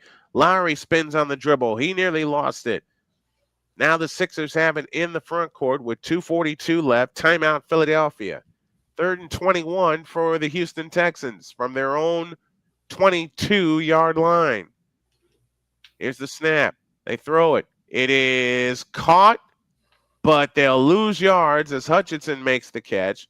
That'll take us down to the 2-minute warning. Aaron Glenn is excited. And we're down to 2 minutes. And your score at the 2-minute warning is the Houston Texans 16. 16. And the Detroit Lions 7. Oh, this game is a lot closer than I thought it was going to be. A lot crazy. It's a hard-hitting game, I'll tell you that much. It really is. It's a hard-hitting game. Meanwhile, Sacramento and Phoenix are now even at 77 apiece. Miami and Minnesota are even at 94 with 7.8 seconds left in regulation of that game. Mm-hmm. Denver is now up on Dallas 85-83. The Portland Trailblazers are getting spanked at home 31-14, a minute to go in the first period of that game. I guess we shouldn't be surprised at that. No, we shouldn't be. 2:16 left in the overtime in Philadelphia, and only 2 points have been scored. 3 now. Now 4 as LaMelo Ball just hit 2 free throws. 99 all. LaMelo Ball has 34 points. I'm not impressed with him.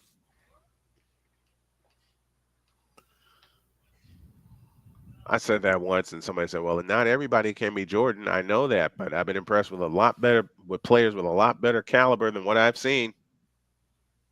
Yeah.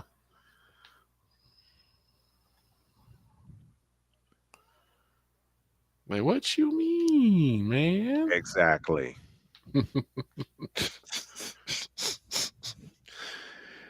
know what, you got to tell that story again at halftime with the car. Oh yeah, okay.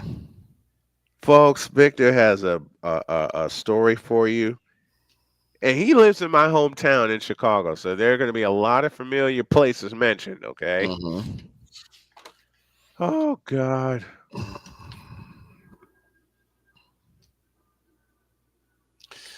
So I tend to get medicine from Walgreens.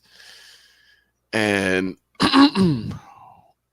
when I went to the Walgreens, as soon as I left, I saw a car coming down on 95th and Pulaski.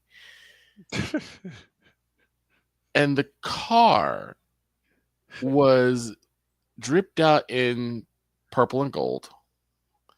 As they get ready for the punt here.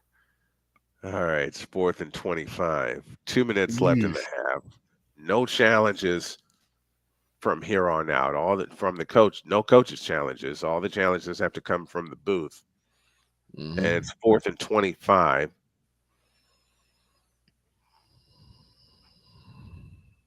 Townsend will punt it away from right to left. Here it comes. A deep punt, too. Taken at the 20-yard line, and they'll lose 3 yards. Man, you sound as tired as I feel. Fair catch should have been called. Yep.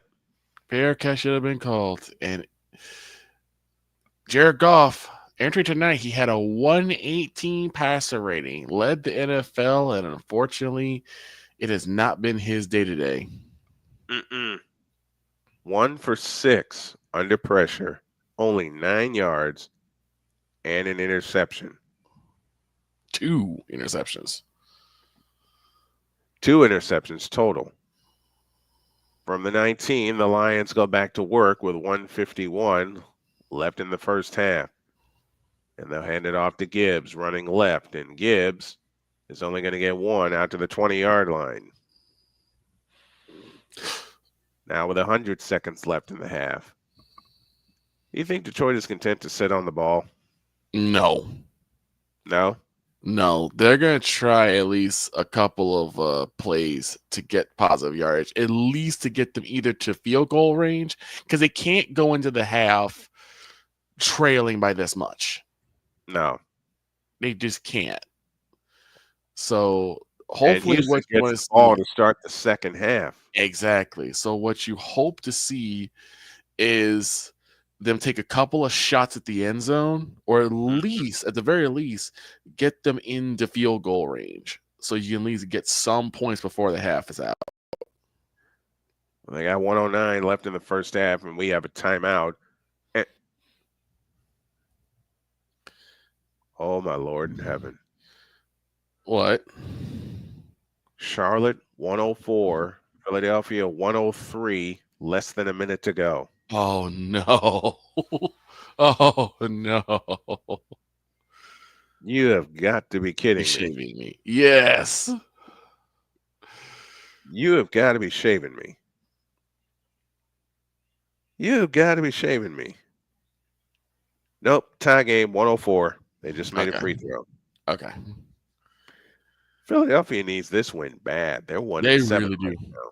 They really From do. the 21, it's 3rd and 8. Goff out of the gun. Takes the belt high shotgun snap. Looks to throw. Winds up and throws over the middle. It's incomplete. Intended for Laporta. They're out of rhythm. The Lions are completely out of rhythm, and there's been so much pressure in Goff's face. So much pressure.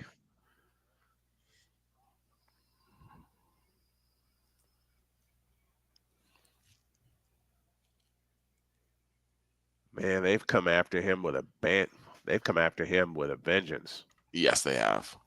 Yes, they have. Here's the punt with a minute to go in the half. And it's taken at the 20, running left to the 25, out to the 30, spins out of a tackle, and it gets dropped at the 34.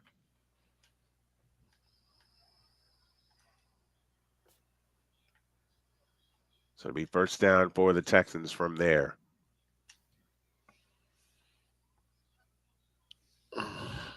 My gracious. Did you get that song I sent you earlier? Song? No. What song did you send me? Look in your email, dude. Oh, my email. Okay, not in the text message. Yeah. What the? That's it. That's all I will say is just listen to it. 54 seconds left in the first half. Snap to Stroud. He winds up and throws. It's caught by Tank Dell, short of the first down. And the Blackhawks beat the Wild 2-1 in overtime. Now it's Houston in the hurry-up offense. Back to throw is Stroud. Over the middle, it's caught on the run is Hutchinson. Oh, that's Mechie, I beg your pardon. And now Houston is doing what Detroit should have done.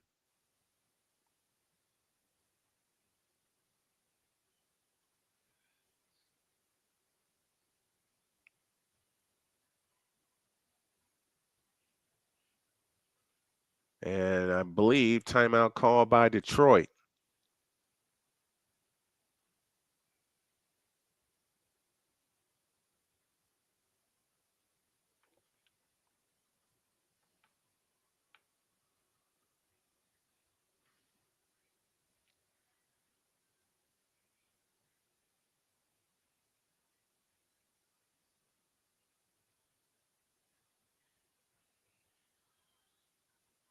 Player of the game so far in the NBA is Stephen Curry. He went off for 36 tonight.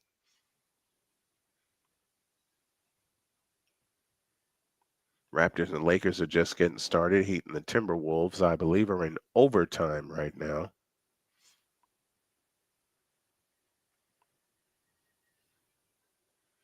It looks like the Sixers are going to pull it out at home. They're up 1 with the ball. Stroud throws. It's caught by Dalton Schultz.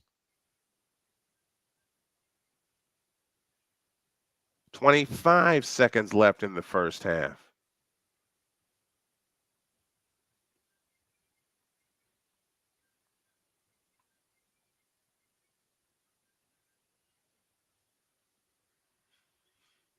Raptors are playing the Lakers, and I hope the Raptors blow them out.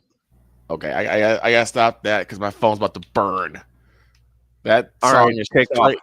That song is no. I'm saying that song was straight fire. It's about to burn my phone down. My God, that was Yeah, a that's friend of mine did. incredible. That's Friend of mine incredible. did that for me.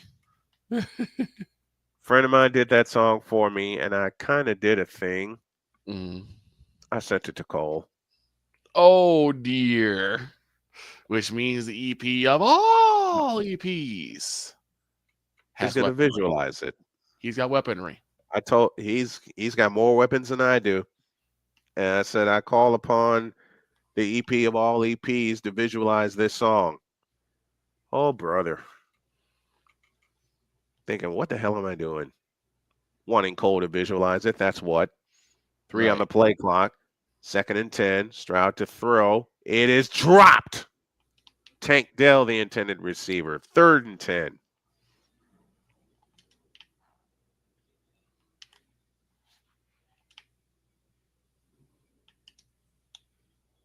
Well, there was a call that was overturned in Charlotte's favor. Oh? Denver is up 6, heading towards the end of the 3rd quarter there. 3rd and 10, coming up for the Texans.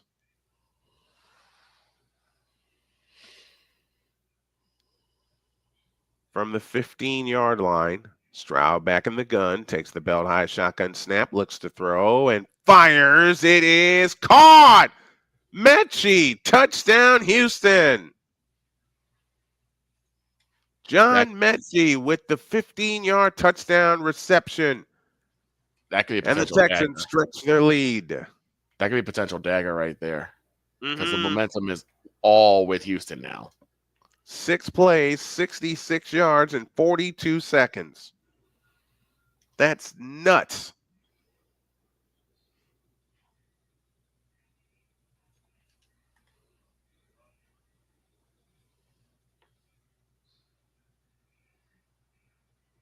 Oh, here's a situation. There's 15 seconds left in Philadelphia in overtime. Yep. There was a jump ball, and the Hornets have it. Uh-oh. Extra point good. 23-7 Houston. I expected a lot closer game. I did too. I thought a lot. Subscribe for your. I missed a raid. There's a raid in the chat. Rising Rhino sent his bunch over. Good Lord. That's what I get for trying to do 300 things at once. Thank you, guys. Hawkins is with us. Rising Rhino is here. Rising Sticks Rhino. of Maine is here. Hawkins again. Sending the raid. Stark baking vanilla. I beg your pardon. Telling everybody to smash the like button. Hawkins is saying, what's up, folks? Jane Grammer said, Rising Rhino raid. Thank you. Oh my gosh. Raid success. Yes, it is. Yes, it is. Thank you all. Magic Man, Rising Rhino raid says, cheers. Thank you. Stephen James with the Rhino raid. Oh my gosh. Thank you all so much. Thank you all. Thank you, thank you, thank you. Here's Fair Baron's kick, which will probably take us to the half as it's down in the end zone. I don't like this. What's going on with Detroit? They're getting outplayed. Yeah, they're getting they are straight up getting worked. That's about the only way I can put it. Now, there's still a half to go, but the Lions have to get something going. And unfortunately, it's Houston's chance to double up because they'll get the ball to start the second half. Exactly. And that should frighten you if you're Detroit.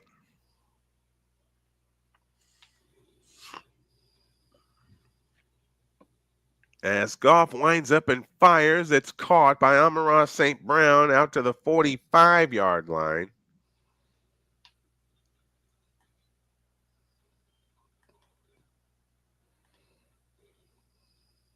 They'll spend the timeout here. But their first time out with 4 seconds left in the first half. I'm still looking at this Charlotte-Philadelphia game. Yeah. I think this is the idea that Victor had in mind when he coined the sports machine for me. Yeah. Yeah.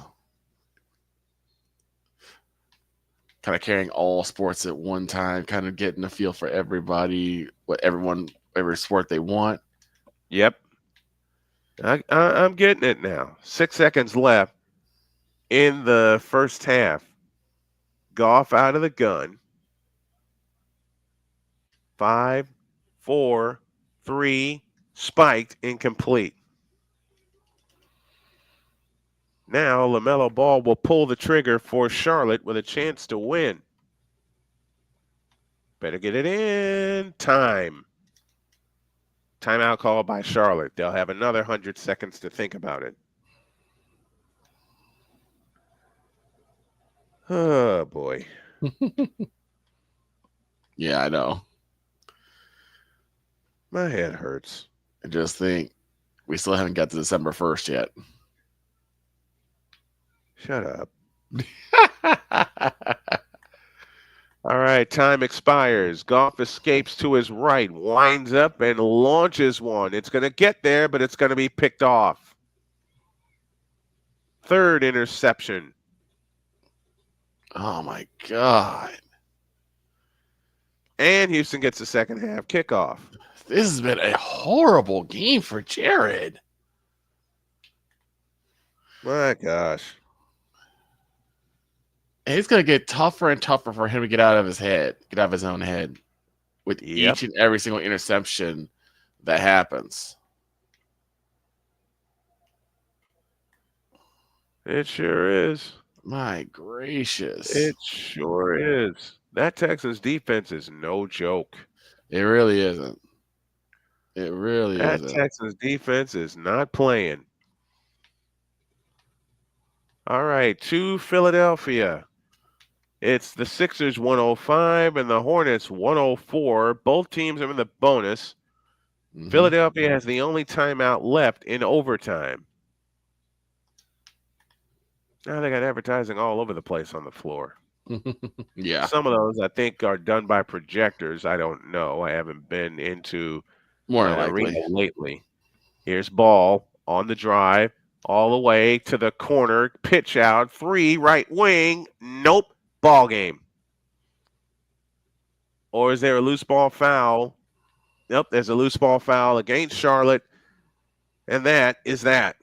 Doggone it. Doggone it. Oh, I was hoping for both Charlotte and Carolina to win at the same time. Man.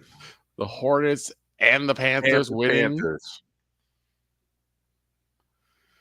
With Mr. Spivey coming back, oh my Lord. Mm-hmm. He had a good look at the 3. And there's a loose ball foul, but it shouldn't have been against Charlotte. Gershon Yabusele with 20 points tonight. His free throw, a brick.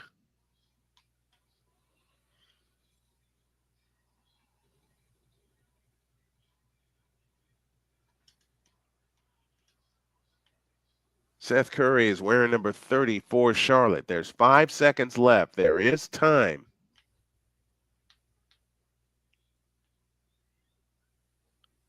The second attempt on the way. No good. And an offensive rebound for Philadelphia. And that's over. And a foul with 2.1 left. And that will be the end of that. All right. That's the end of that game. See ya. See you bye. That game is washed. That game is washed. Completely and utterly washed. I see my prediction for the Lions was wishful thinking.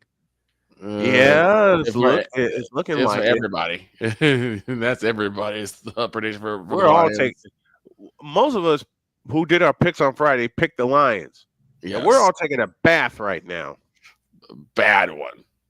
We are all taking none. No hot water. Speaker. No hot water cold. whatsoever. We're all taking a bath right now.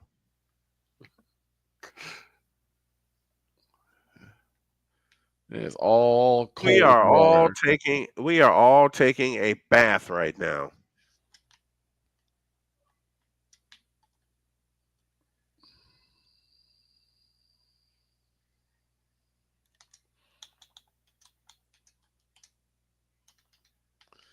Ugh. All right, 450. I know, right? I think I'm all petered out. We've hit halftime here.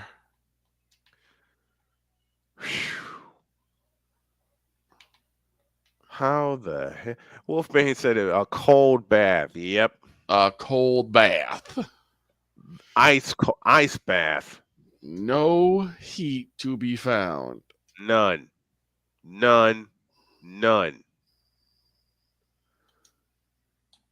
Whew. Okay. I think I'm going to lean back in this chair and take a commercial. Okay. We're going to take a 5-minute timeout. We'll be back. All right.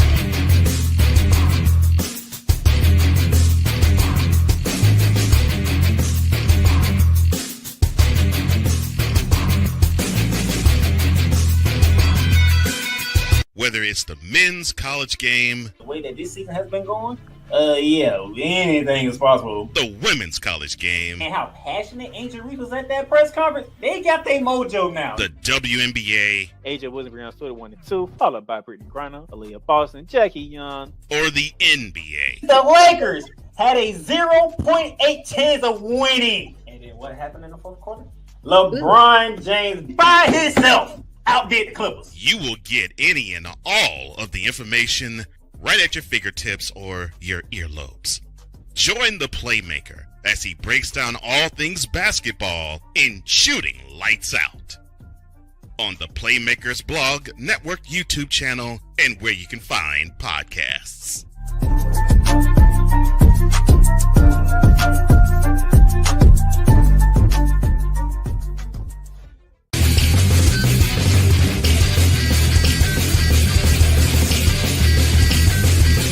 Join the transporter to Hades. Your butt and gut becomes one. Join the reformer of hooker whores. This is my daughter, Placenta Booty Johnson. Join the bronze car. Whenever you are in distress, take off your baseball cap and throw it in the air. Join your very own superhero of broadcasting, Chris Bass. So whatever color crayon they get, they palm it and do 2 circles, and that translates to I can beat up black people. As she takes you through the week's paces in Baseline. Live every Saturday at 8 a.m. Eastern, 7 a.m. Central, Pacific Time Zone people, just stay asleep when this is on live and just catch the recording. Exclusively on the Chris Bass YouTube channel.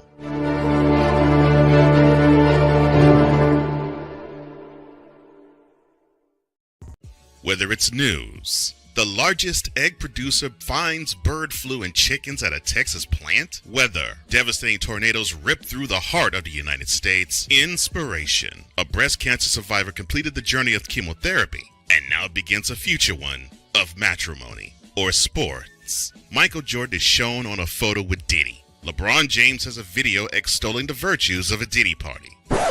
This has been yet another Beating a Dead Horse presentation. We got you covered. BS3 Network, in association with Comey Media Incorporated, proudly present The Morning Shift with Cole Johnson. Live every weekday at 8 a.m. Eastern, 7 a.m. Central.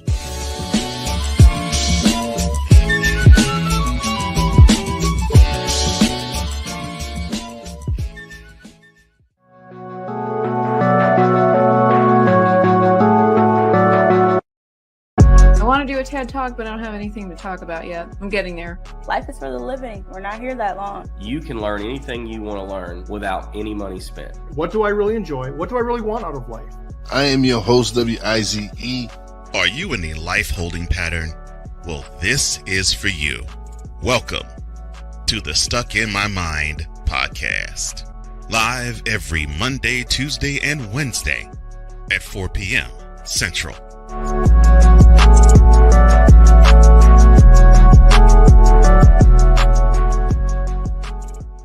Join the transporter to Hades. Your butt and gut becomes one.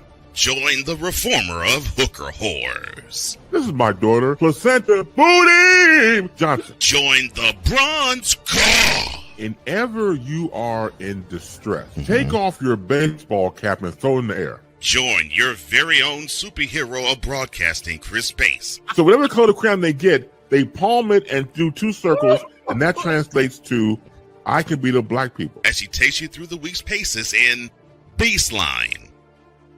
Live every Saturday at 8 a.m. Eastern, 7 a.m. Central, Pacific Time Zone people, just stay asleep when this is on live and just catch the recording. Exclusively on the Chris Bass YouTube channel.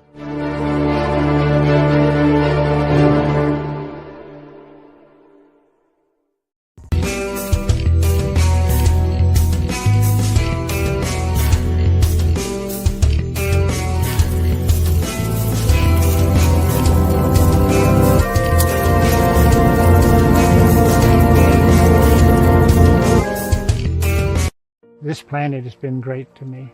It's given me gifts that I can't even explain. It's given me adventures and memories I'll never forget. And Battleborn, I think, has given me the opportunity to go beyond and give something back. How can I be a better custodian to this planet and the place I live? That's where I am with Battleborn. Let's make the planet a better place.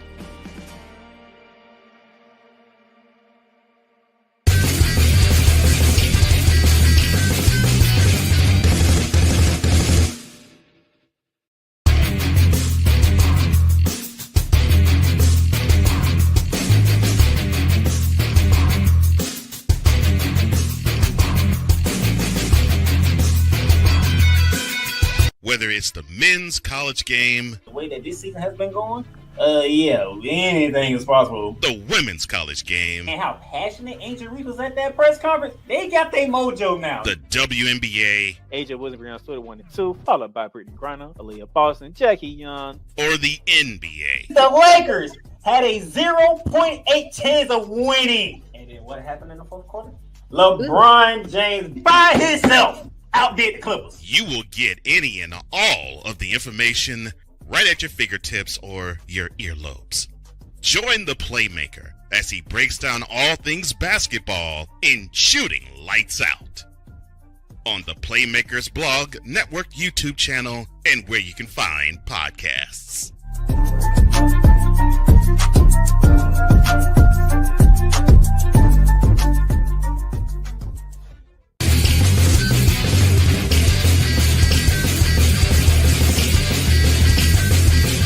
Join the transporter to Hades. Your butt and gut becomes one. Join the reformer of hooker whores. This is my daughter, Placenta Booty Johnson. Join the bronze car. Whenever you are in distress, take off your baseball cap and throw it in the air. Join your very own superhero of broadcasting, Chris Bass. So whatever color crayon they get, they palm it and do two circles, and that translates to I can beat up black people. As she takes you through the week's paces in Baseline. Live every Saturday at 8 a.m. Eastern, 7 a.m. Central, Pacific Time Zone people, just stay asleep when this is on live and just catch the recording. Exclusively on the Chris Bass YouTube channel.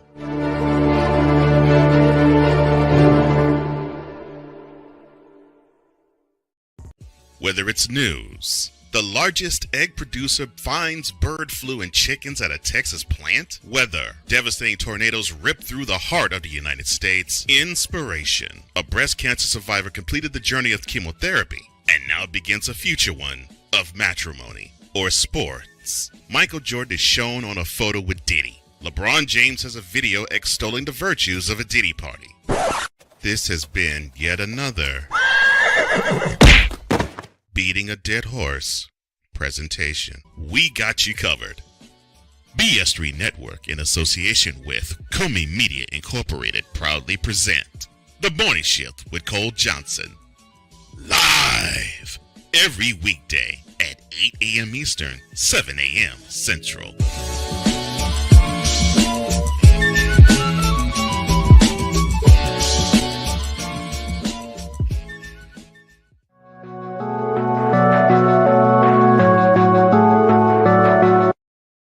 I want to do a TED Talk, but I don't have anything to talk about yet. I'm getting there. Life is for the living. We're not here that long. You can learn anything you want to learn without any money spent. What do I really enjoy? What do I really want out of life? I am your host, WIZE. Are you in a life-holding pattern? Well, this is for you. Welcome to the Stuck in My Mind podcast. Live every Monday, Tuesday, and Wednesday. All right, folks. 23-7 Houston leads here at the half. I am on a call right now, taking care of a little bit of business. We'll be back.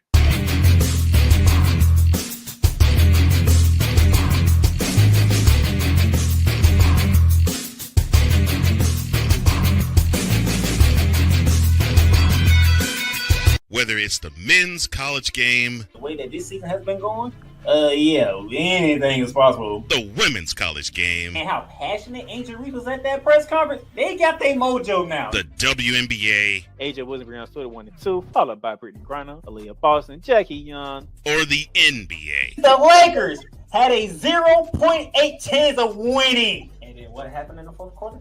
LeBron James by himself outdid the Clippers. You will get any and all of the information right at your fingertips or your earlobe.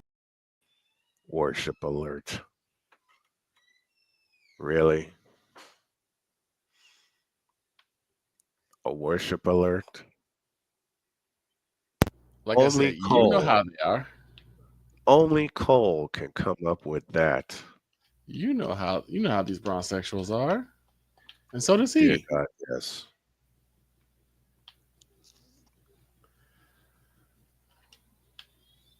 Dear God, yes. Cole is the creator of that damn segment. Yes, he is. Which gets even more hilarious. Right. With every step. Every single thing. It gets more hilarious. More hilarious and more ridiculous. Uh-huh. Hilarious, ridiculous. Any synonyms of those two words? Okay. Just about done handling a little business I said I would here at the half. Hassan Chop. Hassan Chop. That's what I want to see more of from my White Sox next year. We got to see them get some situation hitting. Yes. Some situation more hitting. More Hassan chops that turned into situational hits, damn it. Yes, please. Okay. Complete.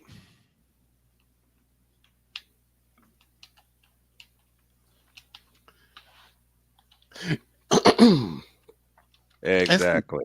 Let's say speaking of baseball, I know we just finished off the World Series recently. Uh-huh. But what teams do you think could possibly make a run or a trade or a draft that could turn their season around? I mean, it's taking a bad team and making them even better, making them great, or taking a good team and making them even better. Houston.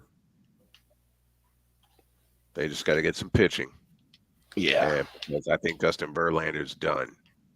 Yeah, I think so too. I think Justin Verlander is complete. His Hall of Fame career is complete. Yeah.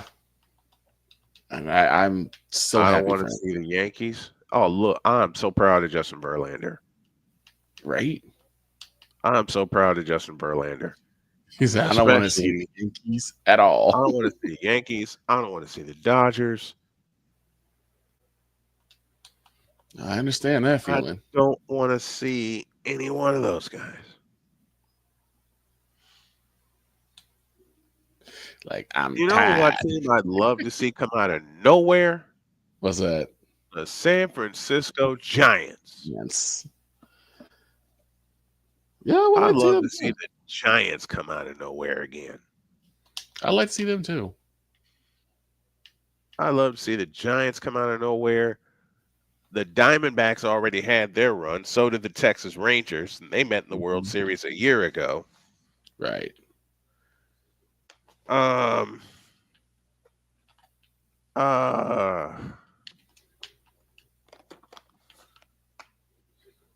brain just went blank.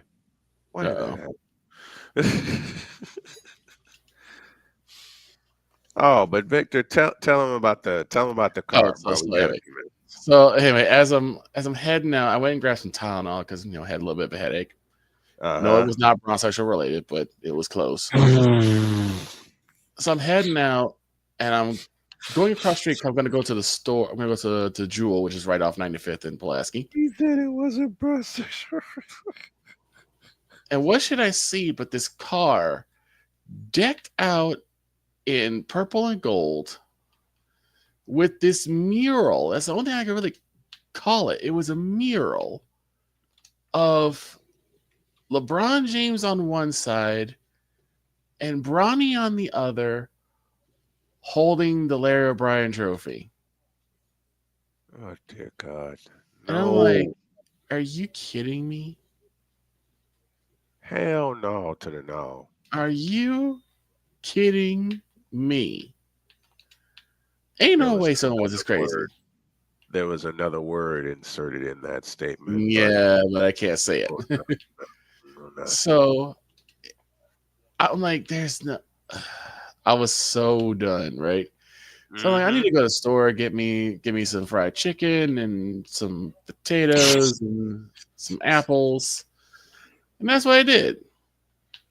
And as I got into the aisle, the checkout aisle, I went to self checkout aisle, and one of the attendants actually was a good friend of mine. So we were talking, and we kind of started talking about Christmas and everything. We said, what you want to get your kid for Christmas? He has a daughter. And he said, man, I remember back in the old days, you get those Power Wheels. I would love to get my daughter that. Man, Power Wheels. I'm like, man, well, I wish you could get that because Lord have mercy, that took me back. That took me back some years. Well, as we're talking about it, right? As we're talking about it, this bronzexual. Oh no! Yeah, he said, "You know what I want?" I'm like, sure. What do you want? What I want for Christmas? Oh no! Is a championship run between LeBron and his son Bronny.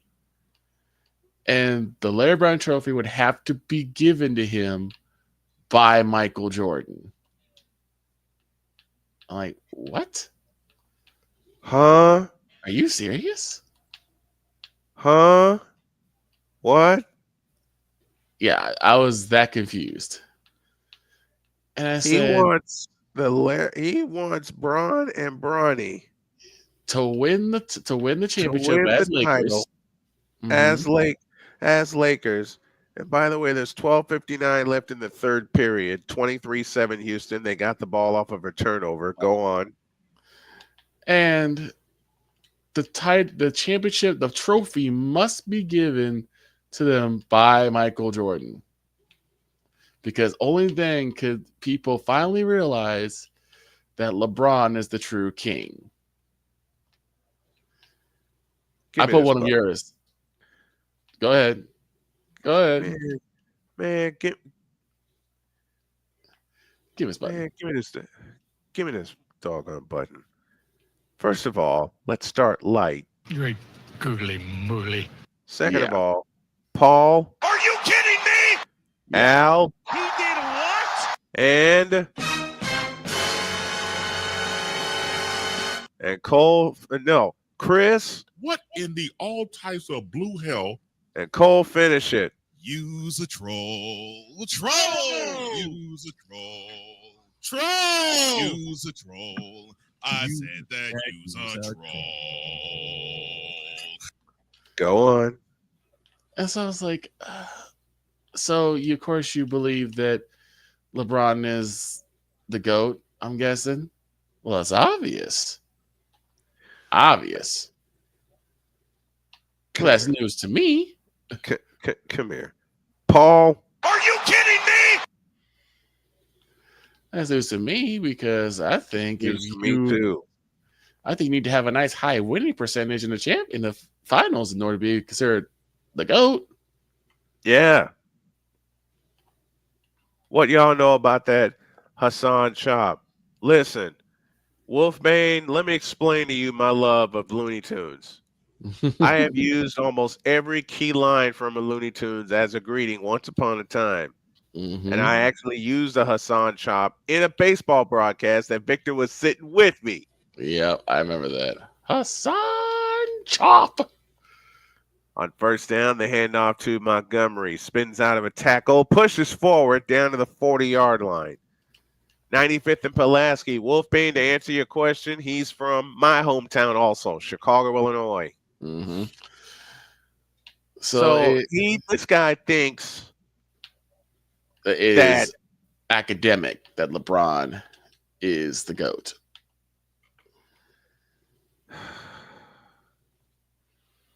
And so we kind of looked back at him and looked at each other, looked back to him, and started laughing. Because we couldn't believe that someone was subjected to such stupidity. And then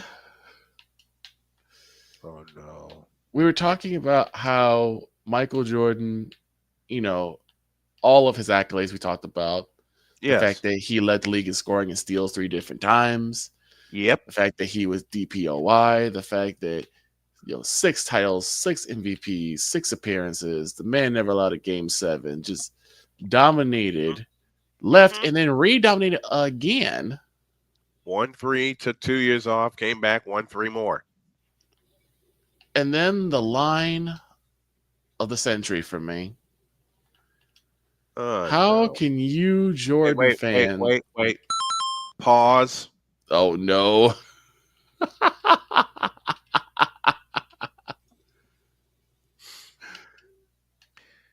That's amazing.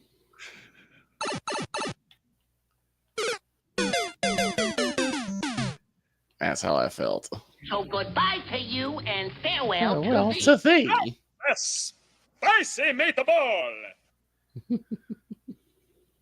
I know I'm going to regret this, but I'll unpause it. Okay. He said, I don't understand how you Jordan fans can follow a quitter like Michael. Cole. You're fired. I thought the other. Pause again. I said, oh, hell with that. I said, quit. He didn't quit. Quit. When did he quit? I don't think I remember what that time. He said, his quote unquote retirement. So you thought that was a fake retirement? Yes. I know the button I can push. It says 2 words. You fool! There's a Coleism that you need to bring out that you haven't brought out yet. How can I put this succinctly? Oh, yeah. You tripping. Yeah. Is that the one you're looking for? That's exactly the one. Matter of fact, I think I have the full quote. Matter of fact, let me find it. I don't think I found it. Me. Actually, you know what? Give him this too. Excuse me, bitch. Yeah. All right, 2nd and 6. Goff winds up, throws deep, caught Sam Laporta inside the 5, down to the 4-yard line. That's what the Lions needed. Let's get more of that. What they needed. Okay. Let's get more of that. Now, I know Kendrick Perkins was not involved, but you may as well say Kendrick Perkins was involved because this needs to be said. Kendrick Perkins, let me see if I could put this in a succinct way. Oh, yeah. You tripping. Heavily. Is that what you need? Heavily. So, of course, I was so angry and so put off. I'm like, I'm just going to leave. Here's Montgomery. Touchdown, Lions. Boy, talk about needing a desperate score. Absolutely. So you got ready to leave. So I left out. You left out. Good as move. As I'm walking, and I'm trying to like calm myself down because for those who don't know, right? Mm-hmm. There was a very, very justified reason why Michael decided to step away from the game of basketball. Yeah, he lost someone very, very important to him, and now the Lions are going for two. Here's Dan Gamble in full mode, gambling again. And the handoff is to Montgomery, and he didn't get there. The gamble does not pay off for Dan Gamble. Exactly. So with 11:34 remaining in the third quarter, it's Houston 23, Detroit 13. I don't think at that time you needed to. You didn't need to gamble. You got time. You do have time. Go on. So anyway, so as I'm walking, I'm trying to calm my head down because, like I said, he lost a very important person to it in his life in a very, very painful way. I won't say any more than that for those who know, they know. So as I'm walking, I'm steaming, right? Oh, yeah. Because I may not be the closest to my dad, but I do love my dad. I respect my dad. But as I'm walking, I turn and I look to my right. And what do I see? Oh, no. That exact same car. Oh, no. Bronny and LeBron holding the Larry O'Brien trophy. I was like, no. No. Just no. It can't be. It was. It had to have been. I can't confirm or deny because I didn't see him walk to the car, but I'm like, it had to be him. Uh-huh. I was too through. Oh, man. I get it. Trust me, there'll be more. Oh, boy, I get it. Trust me, there'll be more on Wednesday and probably tomorrow, too. Oh, I got one for tomorrow. Oh, you already do have one for tomorrow. I got several. Joe Mixon. He runs into a wall. And he's brought down after a gain of 1 if there was a gain on the play. I got one of my own. Speaking of bronze sexuals. Oh no. Oh boy. Thinking which Lakers are already getting started. They're at half. They're at the second quarter now. Raptors leading 41-36 on that one. Go Raptors. And if they win tonight, I'm going to laugh. On 2nd and 9, the handoff to Mixon running right, and he'll only get a couple. The Lions are in this game. Yeah, they just have to play. They have to play smart football. They cannot gamble. They cannot make mistakes and bad penalties. Now it's 3rd down. What do the Texans do here? Because Joe Mixon has been stymied all night.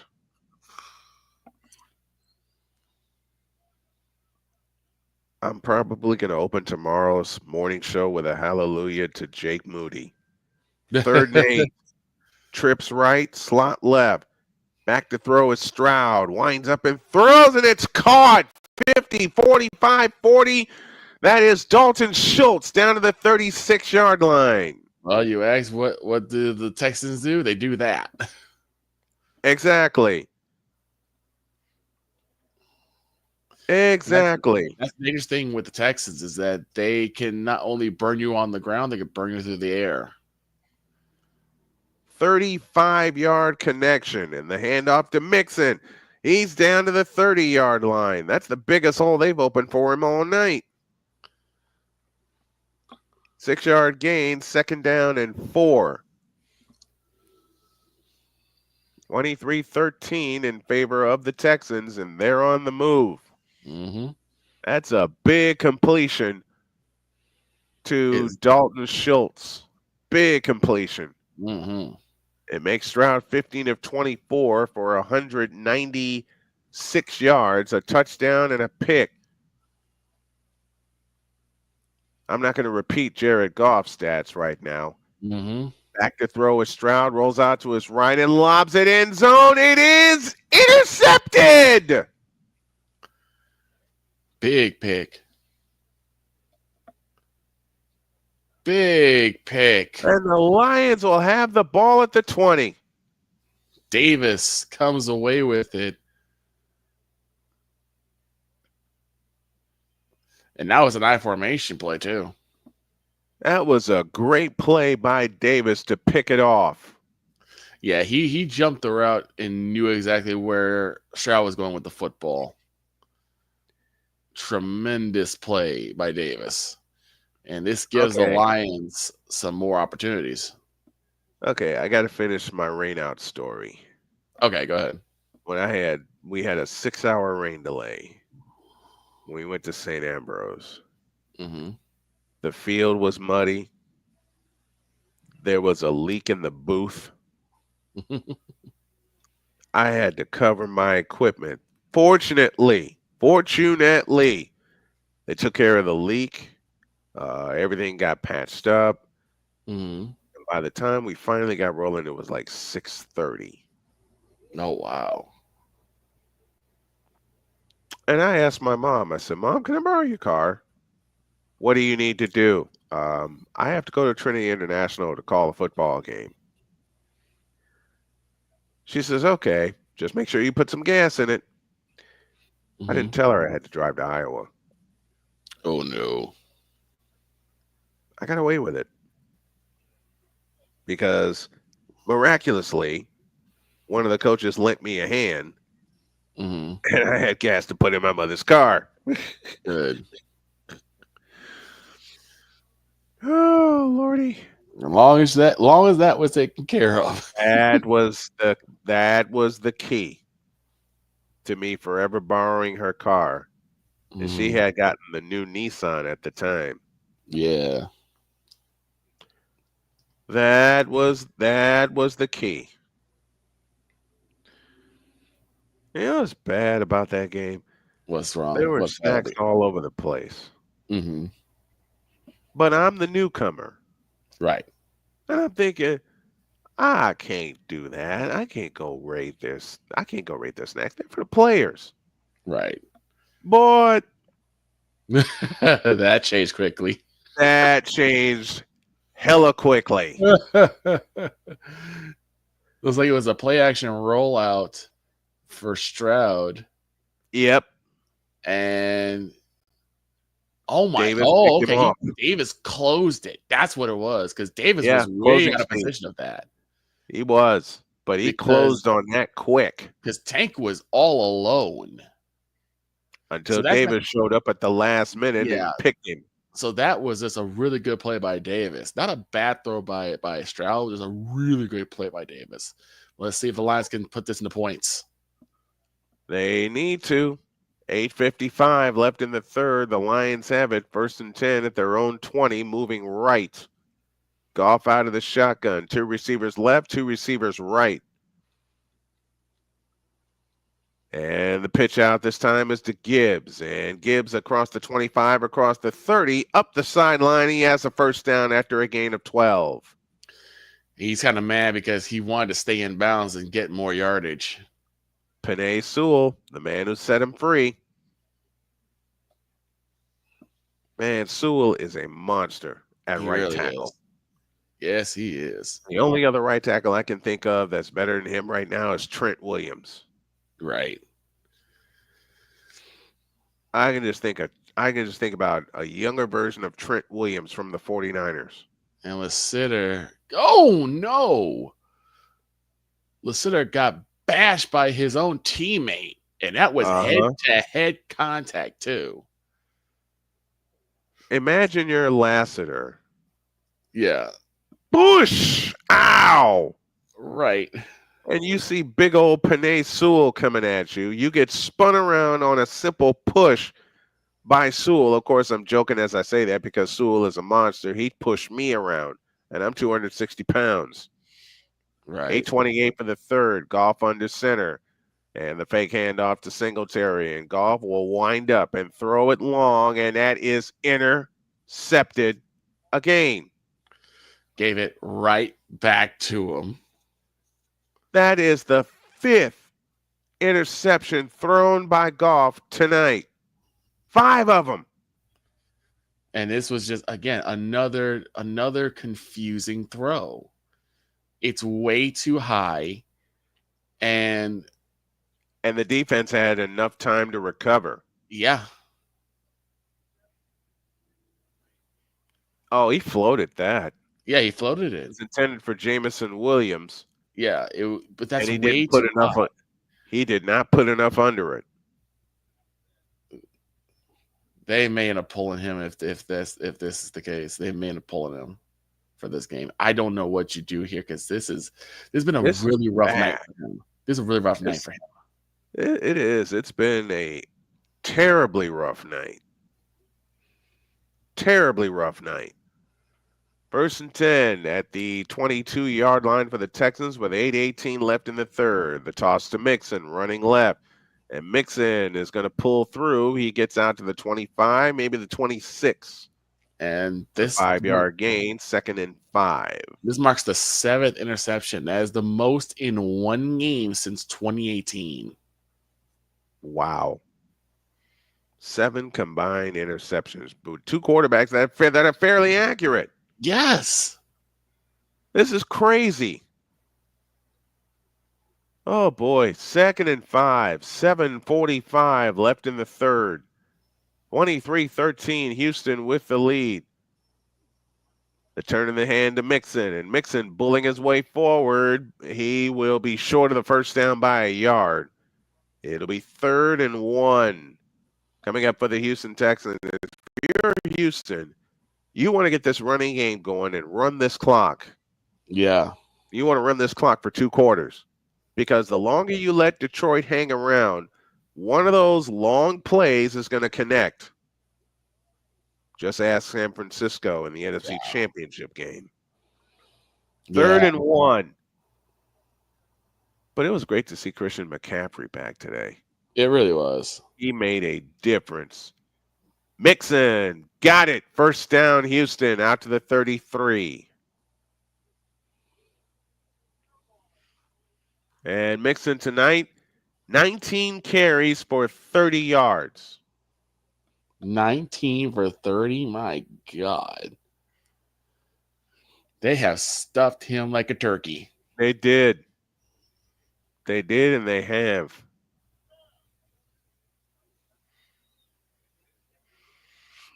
.625 left in the third.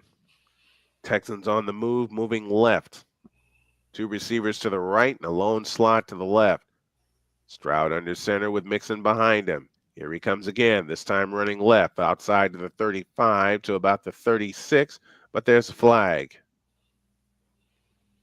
And then this is maybe coming back. And it is. It's holding against Houston, and Davis is down. Juice Scruggs is called for the hold, his 2nd holding penalty called against him tonight. There's a pain in his foot right now as he went down hard. He did. And it might have been a little bit of helmet to helmet too. We saw what happened to Laramie Tunsil earlier in the night. Mm-hmm. But it looks like Davis is walking off the field under his own power, so that's good. That's good to see.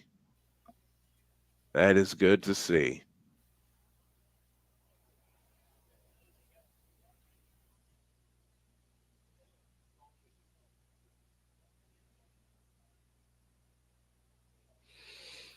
Meek Robinson. I know I'm tired now because I'm thinking of all the funny moments from my high school days that are coming across my brain. I know I put in some work today. I'll tell you something. I'll tell you something funny. Oh, and yep, he's going under chant. So there may be some concussion protocol. Yep. So oh my gosh. 1st and 20 for the Texans. Oh, Tunsil's back in. Okay. Sweet. Tunsil's back. Laramie Tunsil's back in. So the ball at the 23-yard line to make us the 43. Stroud under center with Mixon behind him. And this time Stroud's going to throw it. Maybe. No, he won't. Down he goes. 3rd sack of the night. And a loss of 10. And McNeil was injured during the play. McNeil was the one who got the sack.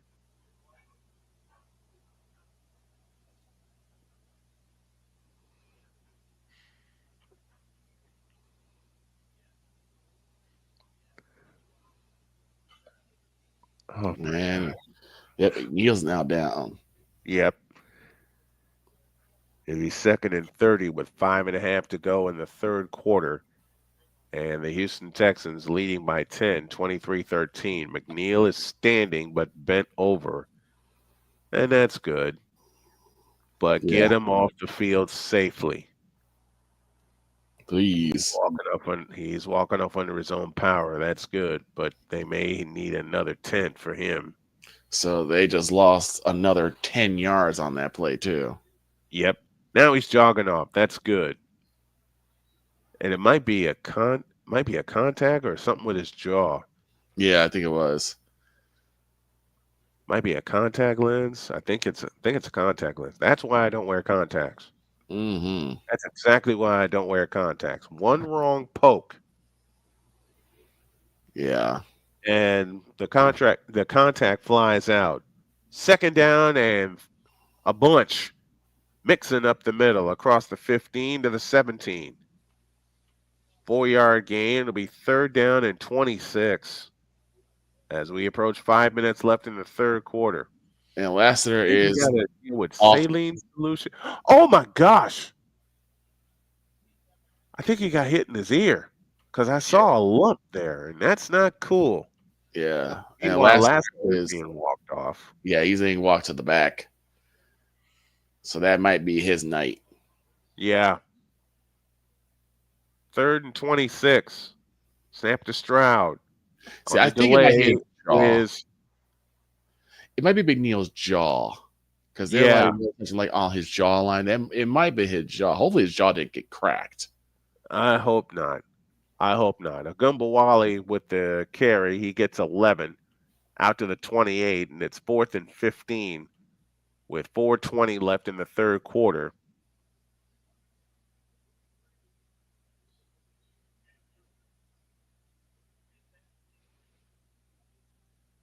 Townsend will punt it away. But we talked about a lot. Here's the punt. Mm-hmm. And it's going to be taken in at the 18-yard line. And that maybe, up the sideline. Out to the 30. I was going to say that it looked like it was about as far as he was going to go, but he gets outside the 30-yard line, but this may come back due to a flag.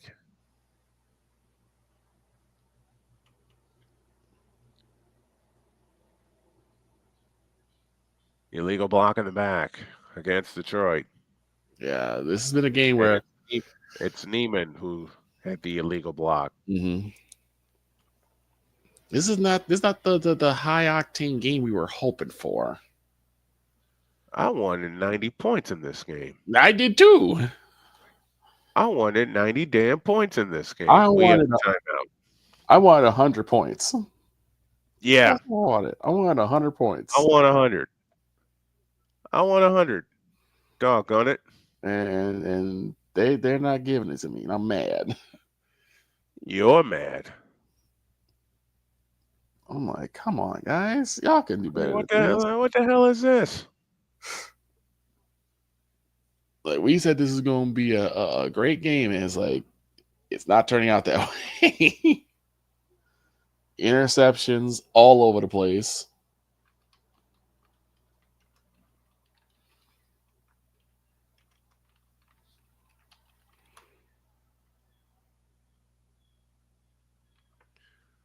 Oh,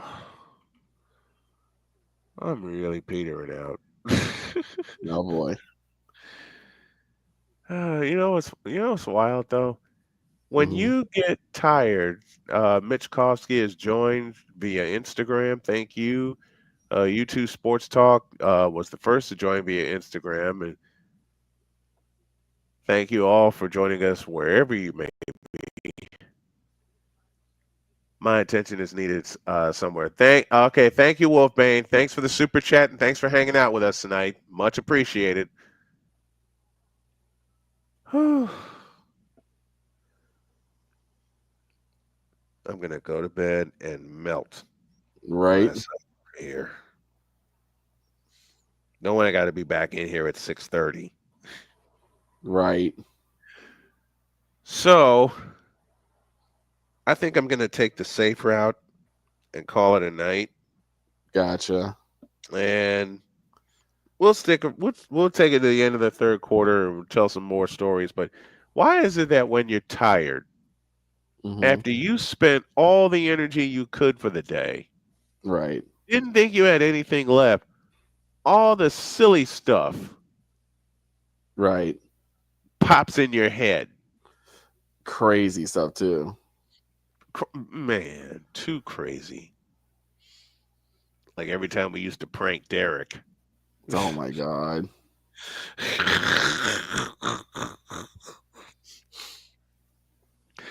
And the one line I'll never forget from Derek. When we did a Whitney Young game. Yeah. Whitney Young back home in Chicago, they're known as the Dolphins. And here's the handoff to Jahmyr Gibbs. He only gets a yard. White with the tackle for Houston. I will never forget. I had him call the middle innings of that game. I was half asleep. I swear to God, I was half asleep. And then I hear this man, bless his heart, say, "You're listening to the fish-like mammals." And I fell out of my chair laughing. The fish-like mammals. I remember that. Fish-like mammals. Here's Goff to throw. Incomplete off to the left. And looking for Amon-Ra St. Brown. And we get a late flag. I'm like, what? You're listening to the what? Yeah. Fish-like mammals. Else they picked up the flag. There was going to be pass interference, but they said, nope, just good defense, and they continue on. Yeah. There's no foul. Good call. Yeah. Because no one was even close to him. Now it's just right. You could tell Goff is not comfortable. No. They have pressured the daylight out of him all night. So rattled.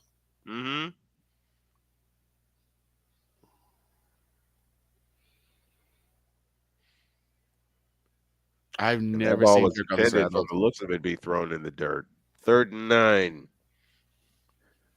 3:13 left in the third quarter. A slowly moving third quarter. Yes, indeed. Slowly moving third quarter. Goff to throw. Lobs it out. Caught by Gibbs. First down and more. Out to the 30. 35 to the 40 and brought down at the 44-yard line. 28 yards on that connection. First down, Detroit. And you might see more of these screens. It's working. It's working because that was a really nice play, and you could tell Houston was not ready for it. No, they weren't. That was a great play fake by Goff also to get it out to Jahmyr Gibbs. David Montgomery's the Thunder. Jahmyr Gibbs is the Lightning. Now, I'm going to warn y'all right now, tomorrow morning, I'm going to be hopping on caffeine. Yeah. I'm going to be full of caffeine tomorrow. They'll work out of the eye on 1st and 10. The toss to Gibbs, running left. Gibbs hops over a tackler, but unable to get back. Well, he did get back to the line of scrimmage, but that's as far as he went. We got a couple of injury reports. Laporta is questionable for his shoulder. Fatukasi. He's questionable with his foot, and as you know, Lessiter is actually in concussion protocol. So they're evaluating him right now. 2 big losses for the Texans and 1 for the Lions if they're unable to return to this game. 2nd and 10 from the 44 after that 28-yard gain. And here is Gibbs running off left tackle and nothing. If he gets 3, we're lucky. We may have gotten 2. I'll tell you a funny story. Mm-hmm. I was covering Indiana Northwest. Mm-hmm. And it was my first baseball trip with them. We were going down to Peoria. Flying right along. Well, we went down, did the games, and we're on the way back. How about the door flew off? Oh, no. The door flew off. That woke everybody up in the bus. Is the handoff to Montgomery on 3rd and 7, and he gets nothing and likes it. They're trying to force Goff to be one-dimensional. Yep. As we count down to the final minute of the 3rd quarter, 45 seconds and counting, 25 on the play clock. Montgomery has not been a difference maker tonight as he usually is. Yeah, because this run defense has been really stout for the Texans. And so it's 4th and 5. Here's the punt. Fair catch called for and made at the 9-yard line. So 1 snap will take us to the end of the 3rd quarter. We were flying back to Gary, Indiana. I forgot where we went. Went to Springfield. I beg your pardon. Went to Springfield, Illinois. U of I Springfield. And the door flies off. The door flies off. In the unlikely event of a sudden change in cabin pressure. Door flies off. Right. Forget the roof. It was the door flying off on the bus in this case. Mm-hmm. And it did just what I said. It flew off. All right, 1st and 10 as Stroud is back. Winds up and lobs one. It's incomplete. With 17 seconds left in the 3rd quarter. Chris Campbell with the pass defense. 2nd and 10 coming up for Houston. Oh my gosh, excuse me, folks. That was a big one. That was a big one. 20 seconds left in the 3rd. Trips to the left, slot right. Snap to Stroud, and he fakes it and throws it to the outside. It's complete, but not much, as Woods makes the catch. And that definitely will take us to the end of the 3rd quarter. Mm-hmm. So we got 1 quarter left in this bad boy. And a Sunday Night Football would be complete on Snowman Multimedia. We're getting more consistent with this. Yes, we are. Done with 3. Texans 23, Lions 13. The BetUS.com money period coming your way. Oh, here's one. Okay. Here's one.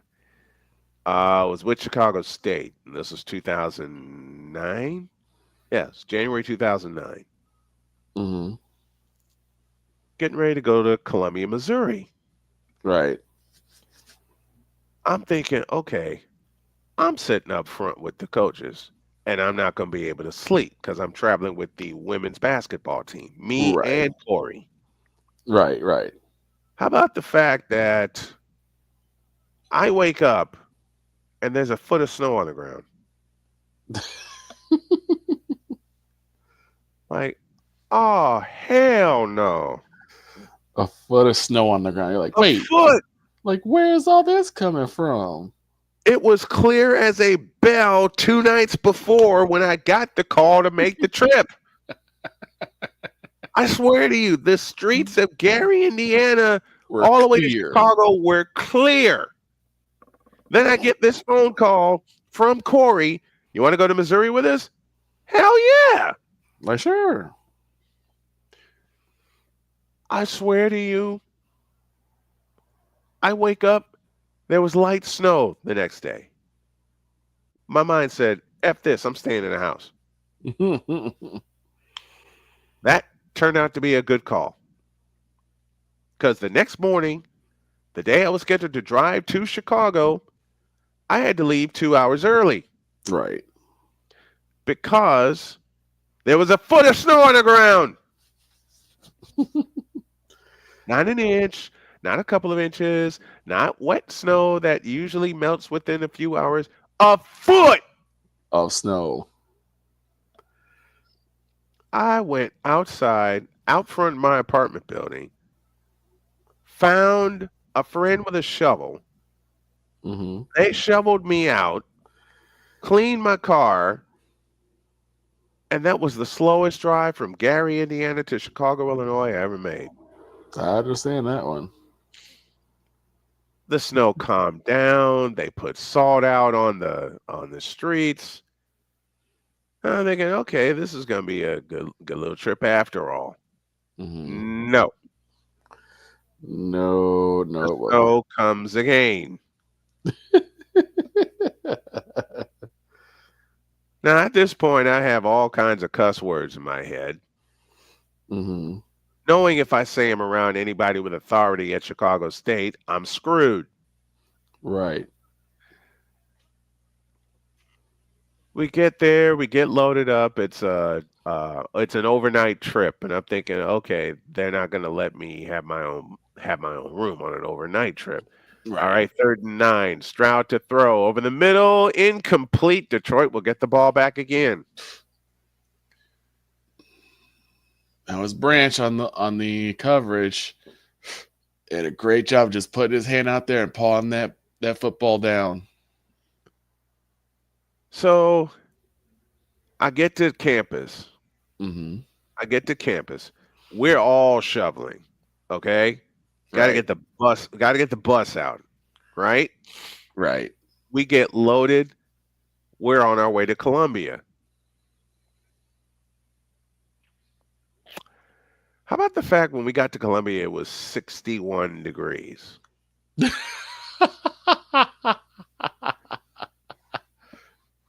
Not a drop of snow to be found. Right. 61 degrees. All right, fine. We go to dinner. And they tell us the limit that we can order, so they can keep the receipts and everything.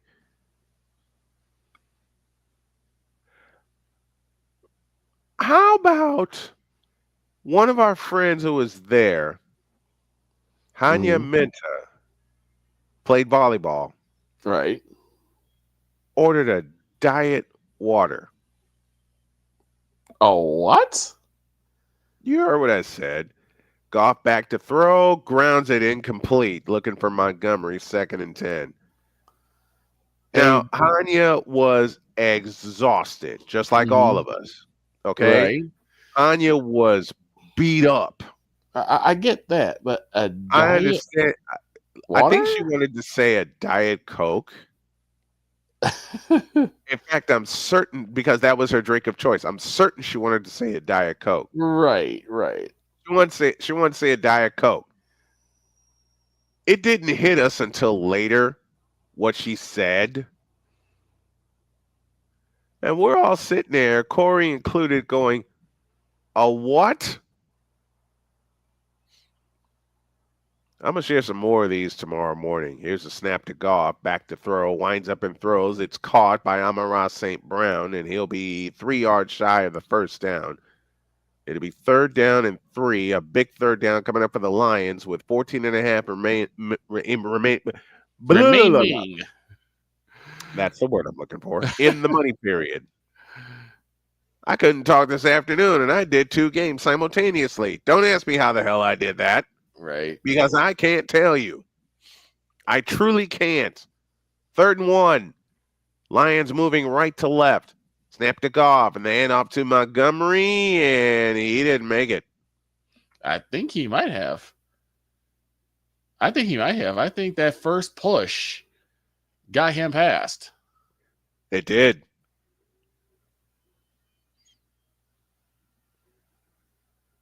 It's right on the. It's right on the mark. You there gave him a very generous spot, but I think he made it. And you're right. That first push got him across. That first initial push got him the first down. From the 46, 1st and 10 for the Lions. They're turning the handoff to David Montgomery. Montgomery squeezes through out to the 49, maybe midfield. Azeez Al-Shaair with the stop for Houston.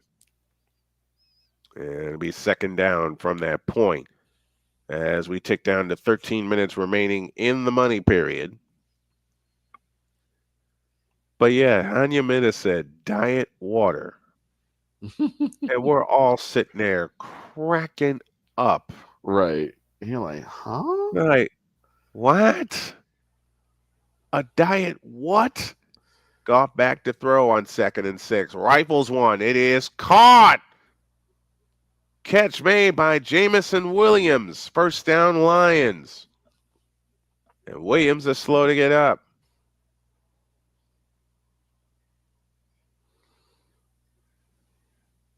Look at the hit that Goff took. And that ball was wobbly. That ball was really wobbly. It really was. Williams was able to hang on to it. And Goff knew the hit was coming.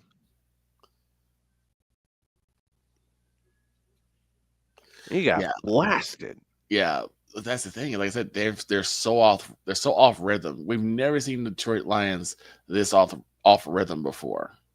And a team that operates the West Coast offense, and I'm dating it back to its original roots with Bill Walsh, it depends on rhythm. Mm-hmm. So Williams is off on the bench, which is good to see. 12 and a half minutes left from the 33-yard line. 1st and 10 for the Lions. Fake handoff, drops the screen to Montgomery, and Montgomery's got a lot of room inside the 20, inside the 15, 14, 13, down to the 10, and out of bounds at the 9. And they got to come away with 10 with a touchdown this one. They cannot. They got to get 7. They got to get 7. They can't get 3. Get 7. You can't settle for 3 when you're this close. And you've taken and worked so hard to get back in the game. The Lions are in this game, folks. There's plenty of time for them to come back and get this one. Thank you, Jim Durham, for that line. 1st and goal from the 9. And I'll tell you all about my first day at college should the Lions score here. It's out to Amon-Ra St. Brown, and bingo! Touchdown, Detroit Lions. Thank you, Dan Miller. And wouldn't you know it, they go 64 yards in 6 plays, and with 11:38 left, it's a one-possession game. And I think what they're doing now is they're just committing a lot of screens, which helps out because the less he has to go down the field, the easier it is going to be for Jared Goff to come up with some more completions. Exactly. And they're trusting and the it speed of the also receivers. It takes that pressure away from getting to him. Snap is down. The kick is good, and it's a 3-point game, 23-20. Oh, boy. All right, my first day at Northeast Missouri State.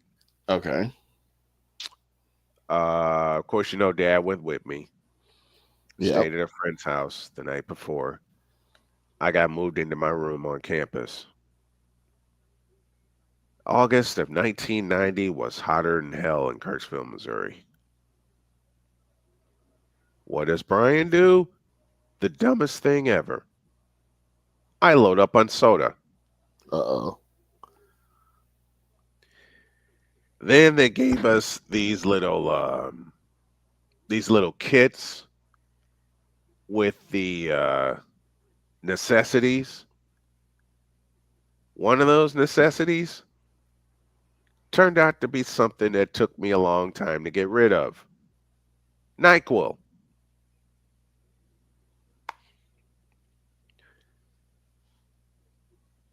Now I understand Dennis Leary's song about NyQuil.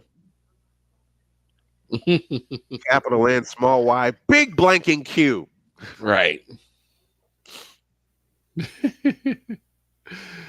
And I had horrible hay fever. Horrible. I was like, y'all hear me right now? That's how stuffed up I was. My first day at college. So someone made the suggestion and I stupidly took it. They said, here, drink this. This will clear you up. I didn't know what it was. I didn't know what it was. I took it. I drank it. I started feeling good. But there was one little catch. Knocked my ass out. Clean out. I had planned to go to a dance that night. I had planned to go to a freshman mixer that night, and my body said, Or as Victor loves to tease me with, my body said, absolutely, Man, when you talk about getting knocked out by medicine. What happened to you? When I first started dealing with some tendonitis in my ankle because I accidentally rolled it a while back. Yeah. I couldn't sleep. I was in so much pain. And my boss knew. He saw me. I didn't get any sleep. So I'm like, try my best to not nod off, but I'm in pain. I could barely move. And he sees me limping hard. I get it. And he said, you're in a lot of pain, aren't you? I said, yeah, I don't know what's wrong. I just feel my ankle. And he looked at it, and I know what happened too.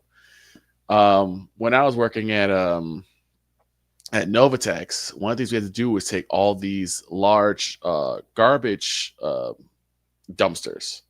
Yeah. And we moved them to a room so that they could be picked up by the secure team who will destroy all the paper that's in there. Yeah. These are heavy bins. So I stepped on it trying to lean it so I could move it, and I just felt my ankle go crunch. I was like, oh no. Oh dear.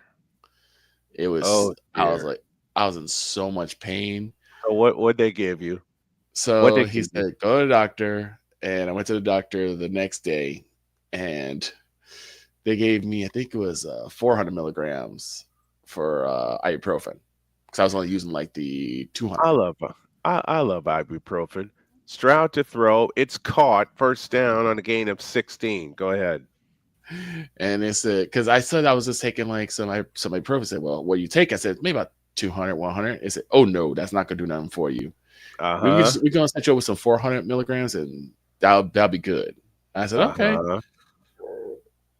I got hit with I took one of the 400 milligrams and was done. And gone. I was done done. Like Adam, done. Yes. Out of the pistol, they hand off to Mixon, and Mixon gets back to the line of scrimmage if he's lucky. I got one for you. Okay. Medicine. I was living in Jasper, Indiana, and I was working for News Now, Du Bois County, as well as my full-time job, which was working at a factory. Moving parts for furniture at a furniture factory, okay? And I'm working the night shift, and I'm like, okay, this would be cool. Man, I'm picking up like panels that my body reminded me I have no business in hell picking up. Right. And I said, nah, I can tough this out. If I can work from 6 p.m. to 6 a.m., I can move this pile. Once again, I got a reminder from my body that I'm not supposed to pick these up. Exactly. I picked it up anyway. I went to place them on the rollers. Pow! On my right big toe. Being hard-headed. Being stupid. Get hard-headed. Stroud back, steps up, takes off. He'll dive out across the 45 to about the 46, maybe the 47.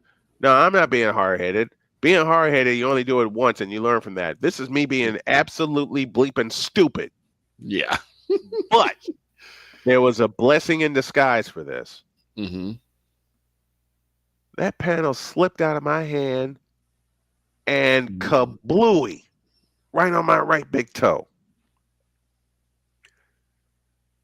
Everybody heard me screaming.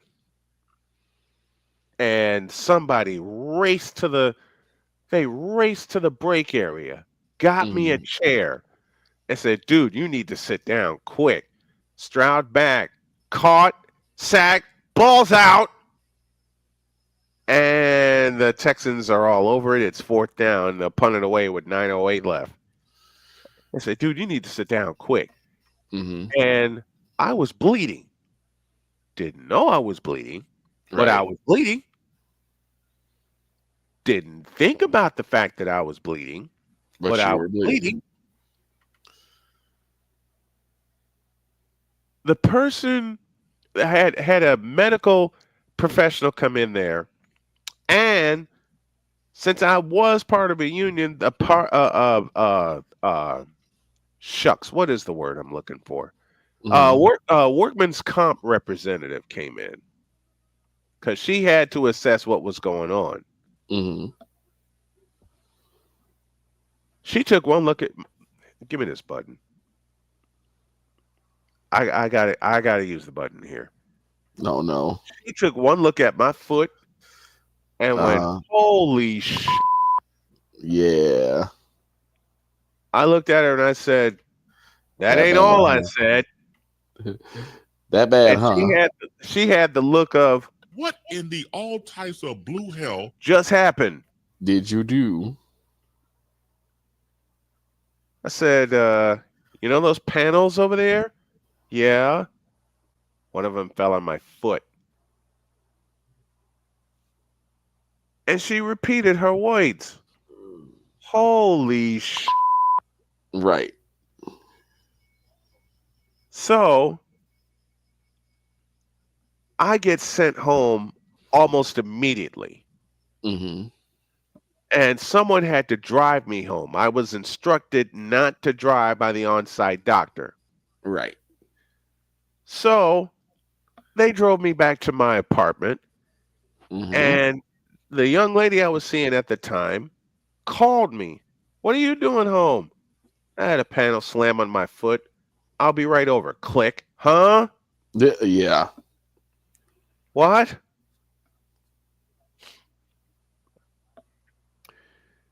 She came flying over. She picked me up. And the next thing I knew, I'm in her Jeep. Like, you're staying with me tonight. Tab, I'm not supposed to drive. You're not driving. Okay. You're in no position to argue. None. I was tired. I was hurt. I was in pain. I was in pure, unadulterated pain. Agony. So I go to the doctor the next day. They schedule me for surgery the day after that. Like, what kind of surgery? You have an ingrown toenail. A what? You're like, what does that mean? Again, come here, Chris. I looked at this doctor while I'm stretched out on a table that is half my size, and I went, what in the all types of blue hell do you mean I have an ingrown toenail? He showed me the x-rays. Oops. Oh, dear. Oh, was it ever ingrown? So the next day, they called my job on first down. They hand off to Gibbs, and he's loose out to the 30, 35, up the sideline toward the 40-yard line, first down Detroit. So the next day, they scheduled me for surgery. They called my job, and they said, we got this. My job called me and says, you have the next week off and it's paid. Huh? Nice. What? Well, it was on their property. You got hurt on their property. They got to make sure you are taken care of. Yep. They gave me the next week off, and it was paid. Doesn't matter if I didn't put in enough hours. That pass is caught by Amon-Ra St. Brown, and he picks up 9 more. So they compensated me all right. All the 40 hours I would have been getting. They compensated me for what turned out to be the next 2 weeks. Oh, nice. Because after surgery, and that was the first time I got introduced to what's that stuff they put in? I know what it is. Here's the handoff to Gibbs, racing right, first down and more, 50, 45, 40 out of bounds. This is the quarter the Lions been looking for all game long. Mm-hmm. That's the first time I got introduced to anesthesia. There it is. Oh. I got introduced to anesthesia. Man. Of course, they went through the procedure. They told me what the procedure was, and you'll be under for this amount of time, and we're going to remove your toenail, and we're putting you under so you don't feel anything. I'm like, all right, cool. So they bring the mask. They hook me up with the mask, and the Lions are hooked up 1st and 10 from the Houston 39. Here's Gibbs one more time, and Gibbs gets across the 35 down to the 33. This is the Jahmyr Gibbs show with 6:20 remaining in the ball game. Okay, so they hook me up with the mask. They tell me the rules. I'm ready to go under and have this pain stop. All right? Jahmyr, Lions rushing by half. They have 27 carries for 105 yards as a team and 1 rushing touchdown. 2nd and 4 after a gain of 6. Gibbs the lone back in the backfield. Tight end Crab walks in motion. The toss to Gibbs, running left. He's in trouble, and goes backwards. So he'll lose 6 yards. Toe-to-toe ready for that one. With the stop. They were ready for that one. They were. So they put me on, and they said, count backwards from 100. I don't think I got to 98 before I was gone. I was long gone before I even got to 98. 3rd and 11 for the Lions. Can they convert here? 5 on the play clock. Goff in shotgun formation, takes the belt high shotgun snap, looking left, throwing left, incomplete off the hands of Amon-Ra St. Brown. It's 4th down, and what do the Lions do here? I don't know. I think they need to just pull out the kicker and hope for the best. Try to tie the game. I woke up. I was minus a right big toenail. I said, how long was I asleep? 20 minutes. Didn't feel like it. All right, Jake Bates, who has a long of 51. This is 58. Right hash, angle to the left. It's on the way. It's going to curl, and it is good. That was beautiful. Yes, indeed. That was beautiful. We folks have a tie game at 23. Yes, 16 indeed. Unanswered points by Jake Bates and the Detroit Lions, the Michigan Panther legend. Oh, man. I woke up. I was minus a big toenail. How long was I asleep? 20 minutes. That's impossible. Right. Like, no, you were asleep about 20 minutes. I'll tell you this one. Go ahead. Earlier this year, I had to get a endoscopy because I've been worried about my esophagus. Yes. That's why I'm trying to lose weight and, not eat so much spicy food and stuff like that because of esophageal issues. Yep. Turns out it's just acid reflux, but you want to take care of that. So yes, they said, well, what we're going to do, if you want, we can give you an endoscopy. And I'm like, okay, I don't know what that is. Right. We're gonna take a tube with a camera, and we're just gonna put it down your throat and see how your esophagus is, and we're gonna put you under. I'm like, okay. Now, what the hell you mean you're gonna put me under? Well, I knew what they meant by put me under, but it says it's gonna be like Twilight. Right. I'm like, okay. So I'm still nervous about all this because anything can happen when this happens. Absolutely. So I'm worried. My mom comes with me, right? Mm-hmm. And my mom is like, we're praying and everything just to make sure everything's taken care of. And she's like, you'll be fine. Don't worry about it. It's not that big a deal. Uh-huh. Oh my God, I've not seen that commercial in so long. I'm sorry. It's the Chef's commercial. Oh no. They redid the Chef's commercial. But anyway, so they get me set up in the room, put the IV in and everything. And then the specialist for anesthesia is like, yeah, all you're gonna do is you're gonna lay this way. We're gonna, you're gonna put you in and gonna go ahead and start the anesthesia and you'll be right out, right? They didn't even tell me to count. Now I'm waiting for this because everyone has told me that you're gonna put the mask on and everything, and they're gonna count from 100 all the way down, and you'll be out. They didn't tell me that. They told me move this way, lean this way, lay this way, and before I knew it, gone. You were gone. I was out. I woke up. Now, mind you, before they pulled me into the observation room, it was about 3:45 because Jeopardy had just gotten to their first commercial break. God, Jeopardy. When I woke up, I was back in the room and the news was on. My mom was just sitting there, and I just said, "How long have I been out?" And Mom said, "Oh," I was like, "How long have I been back in here?" And she's like, "Oh, they brought you back in like 10 minutes after Jeopardy went off." I'm sorry, what?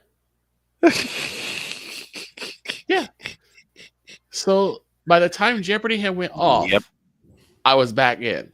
You were back. It was barely 10, 15 minutes that I was under. I started laughing. It feels longer, doesn't it? It does. I felt best sleep I ever had, though. It feels longer, doesn't it? Best sleep I ever had, though. I felt good. Oh, yeah. I had a good sleep. And on first down, the handoff is to Mixon. He'll get a couple. I had to go through it again when I had my biopsy in 2021. This is when I got diagnosed with later on with pancreatic cancer. I knew the procedure. I had gone through it before. Apparently, I was sleeping so soundly, I was drooling. I was too. Stroud back to throw. Steps up and fires. It's incomplete. 3rd and 6. Talk about being off and being off rhythm since that first drive. CJ Stroud has been off rhythm. Yeah. It's been a tale of two halves for these teams. Yeah. Okay. So I go through the procedure. They bring me back, and I'm still out.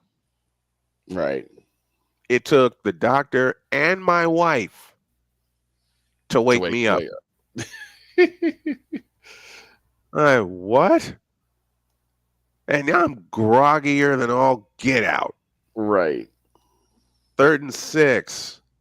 Snap to Stroud. He looks. He throws. It is caught.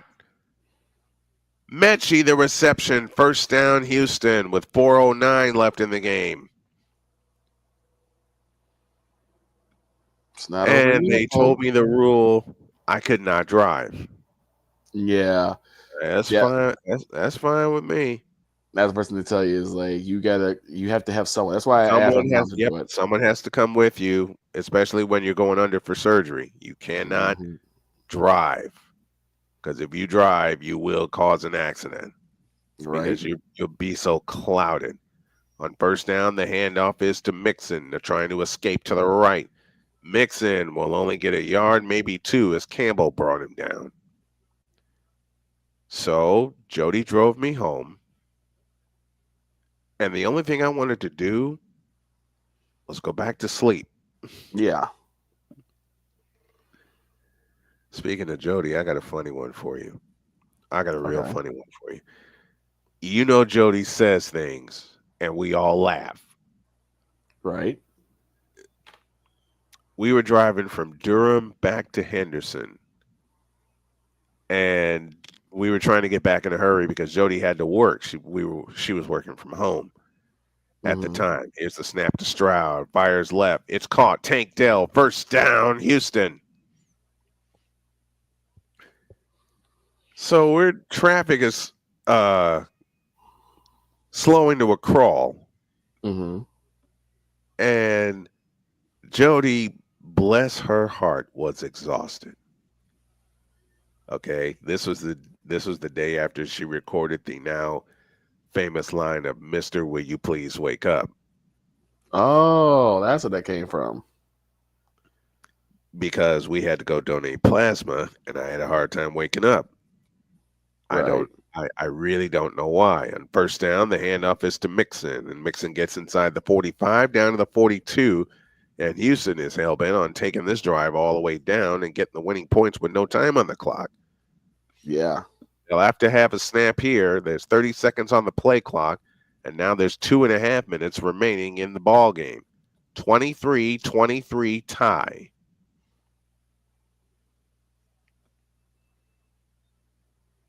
There have been a total of 120 plays in this game. Detroit with 327 yards, Houston 246. This is the final play before the 2-minute warning, and it's a handoff to Mixon, and Mixon gets a yard as we are now at 2 minutes. 23-23. Okay, so Jody's flying home. We're flying home so she can go to work. Traffic's like backed up a little bit on the highway. Jody blurts out, "Did I stop traffic on the internet?" Yes. I laughed so hard I nearly threw up. Yes, you did. And then during the break, she comes in and goes, "What did I say earlier?" Baby, you don't want me to... Just tell me what I said, honey. You asked if you stopped traffic on the internet. She goes, "Oh, hell." I start laughing again. You know what I meant. Yes, I know what you meant, honey. But it was still funnier than hell that you said on the internet. Right. And anybody who's listening to the broadcast I put together today knows she's not the only one that slips on words. Lord knows I've slipped on my share of words today. Yes. Crazy slips too. These are words I say all the time. And somehow I'm still slipping. That's all right. That is all right. All right, folks. We got 2 minutes remaining in this ball game. Tie game, 23 apiece.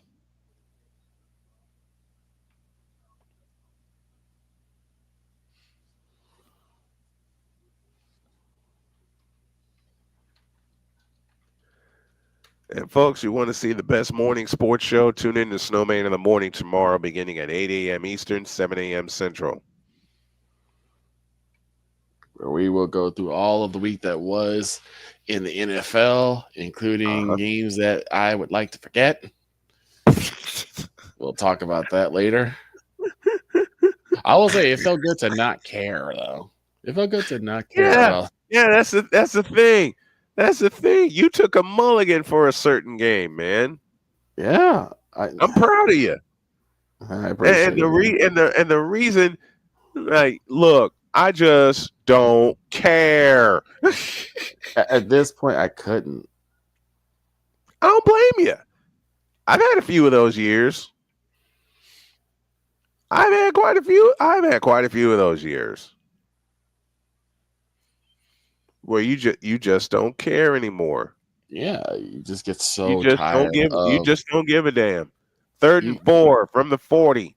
Snap to Stroud. They bring pressure off the edge. Stroud winds up and throws, and it's incomplete. Now it's 4th and 4. And they looking like Arnold is down. They're having it hard for a flag here. They are looking for the flag.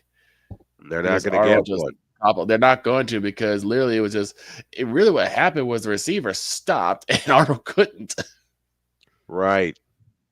So he basically runs right into him, and runs into his teammate. Yeah.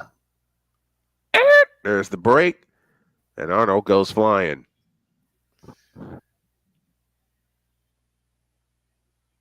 So Arnold's he looked kind of dazed.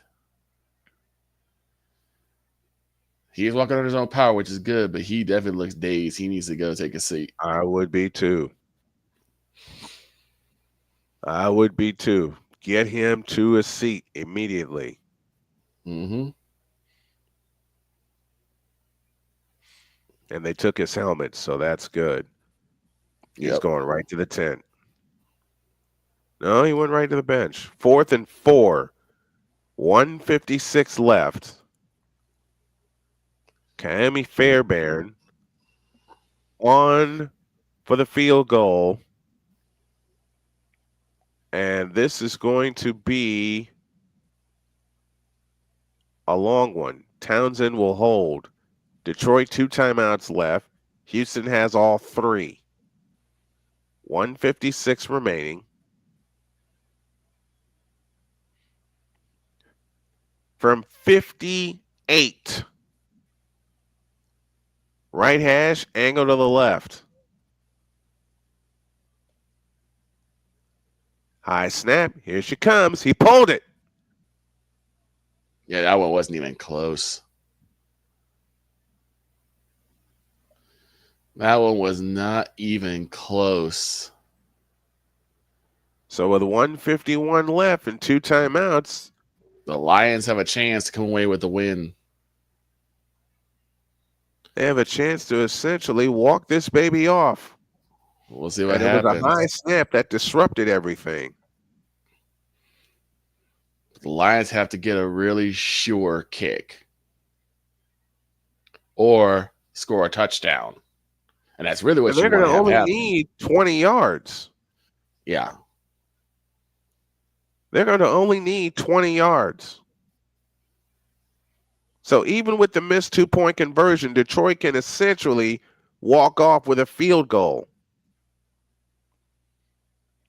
So 1:51 left in the ball game, and they'll start from the 48-yard line in their own territory. That's where the ball was put down for the field goal attempt. Goff under center, turns and hands to Gibbs, who gets across midfield down to the Houston 49, and the Texans will spend their first timeout with 1:46 left. If you're Texas, you want to keep as much time on the clock as possible, because if anything happens, if they should miss a field goal or if they should make a field goal, you want to have enough time for CJ Stroud to work a little magic. And then if you're Detroit, if you make them exhaust all of their timeouts and you convert a couple of first downs before you kick the winning field goal, you put Houston in a bind. Yeah, you do. Last team to win after trailing by 15 points with 5+ interceptions was the Colts. It was versus the Bears in 1970. Actually, that's wrong. No, okay, I'm thinking of something else. Here's the toss to Gibbs, and Gibbs gets back to the line of scrimmage, and they'll run the clock. And timeout called by Houston with exactly 100 seconds remaining. Now, they're going to force Detroit to go to the air. Go ahead. Yeah, I was going to say, now, if you're Detroit, you're going to have to go with a pass on this one just to get closer. But it's got to be a good pass. And if you're the line, you have to give Goff time to survey the field. You cannot lose your assignment. You cannot. You cannot. So this is a big third down on both sides of the ball. Who will convert? 3rd and 6 for the Lions inside Houston territory. Will the Texans hold, or will the Lions come up with a miracle, as they have seemed to do under Dan Gamble lately? Detroit trying to move to 8-1 on the year and win back-to-back division titles for the first time since 1954. Trips right, slot left. Goff is back in shotgun formation, takes the belt high shotgun snap, rifles one. It's caught. Amon-Ra St. Brown with a first down to the 36-yard line. And I think Houston just spent their final timeout. Yeah, it was a nice little in and out route there. And St. Brown was able to lose his coverage just enough to get open, and how he holds onto the ball for dear life. I don't know how he does. That's been the kind of game for the Lions, is they just hold onto that ball for dear life because there have been so many turnovers. Mm-hmm. Don't blame him if he holds on to the ball for dear life. Do not blame him one bit. So now the Lions can run the clock down as much as they wish. They can essentially run the clock out. Yeah. They can essentially run the clock out. No timeouts left for Houston with 93 seconds left in the ball game. As a matter of fact, you know what? Well, you want to get a little closer. Yeah. For Jake Bates. Yes, you want to get a little closer. Yep, and everybody's under center. This is a good call. Hand off Jahmyr Gibbs up the middle, and Gibbs will get a yard to the 35-yard line. Yeah, you just want to keep moving as long as you're getting positive yardage. I would say go in the I formation, stay in the I formation, because at least that gives you enough individuals in front of you to push forward, rather than doing anything like a toss play or something that has a possibility to send you further backwards. And a possibility for a turnover.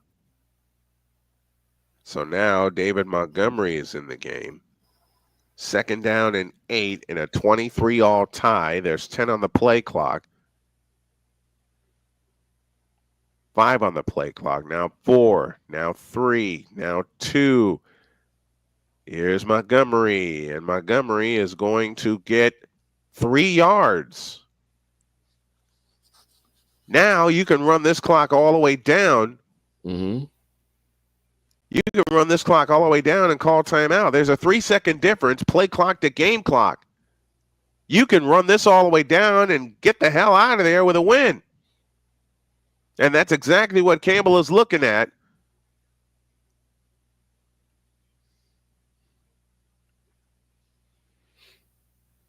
$13, $12, $11, $10. And everybody's over there. They're waiting.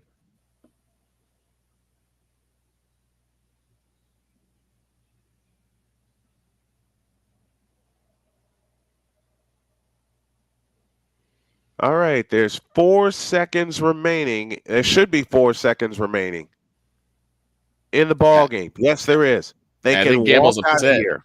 I think Gamble said. I think he wanted a couple more seconds to go. He wanted a couple more seconds off the clock.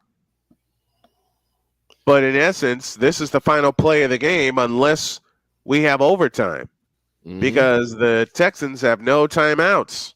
Yep.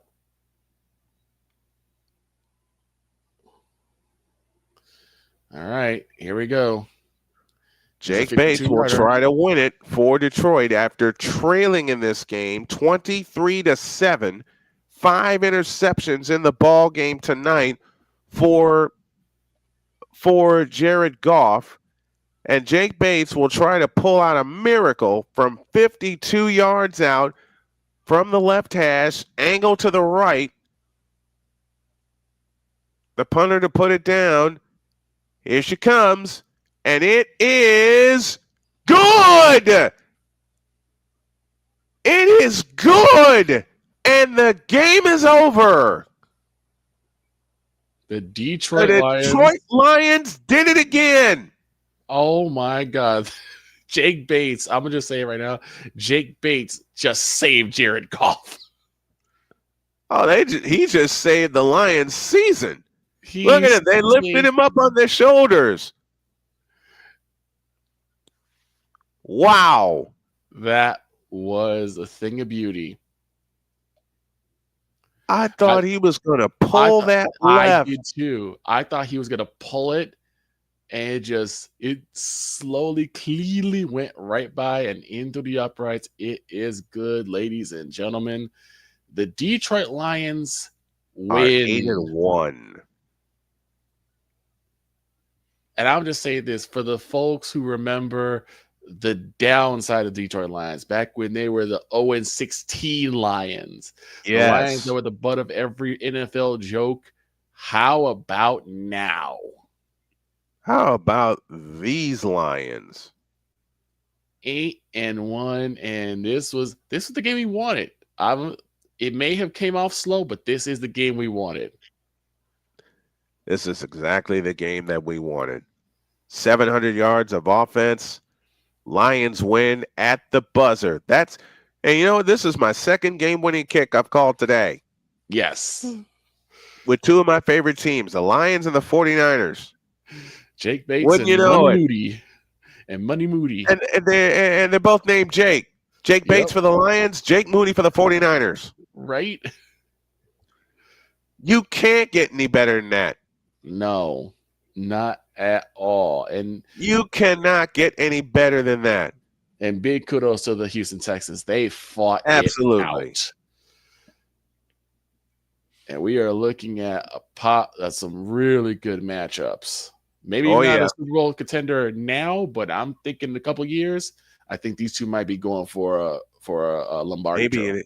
Maybe in a year. Maybe in a year. Houston is that good, and Detroit, well, you just saw what they did. Yes. You just saw what they did. And you saw what we did. Yes, indeed. Whew.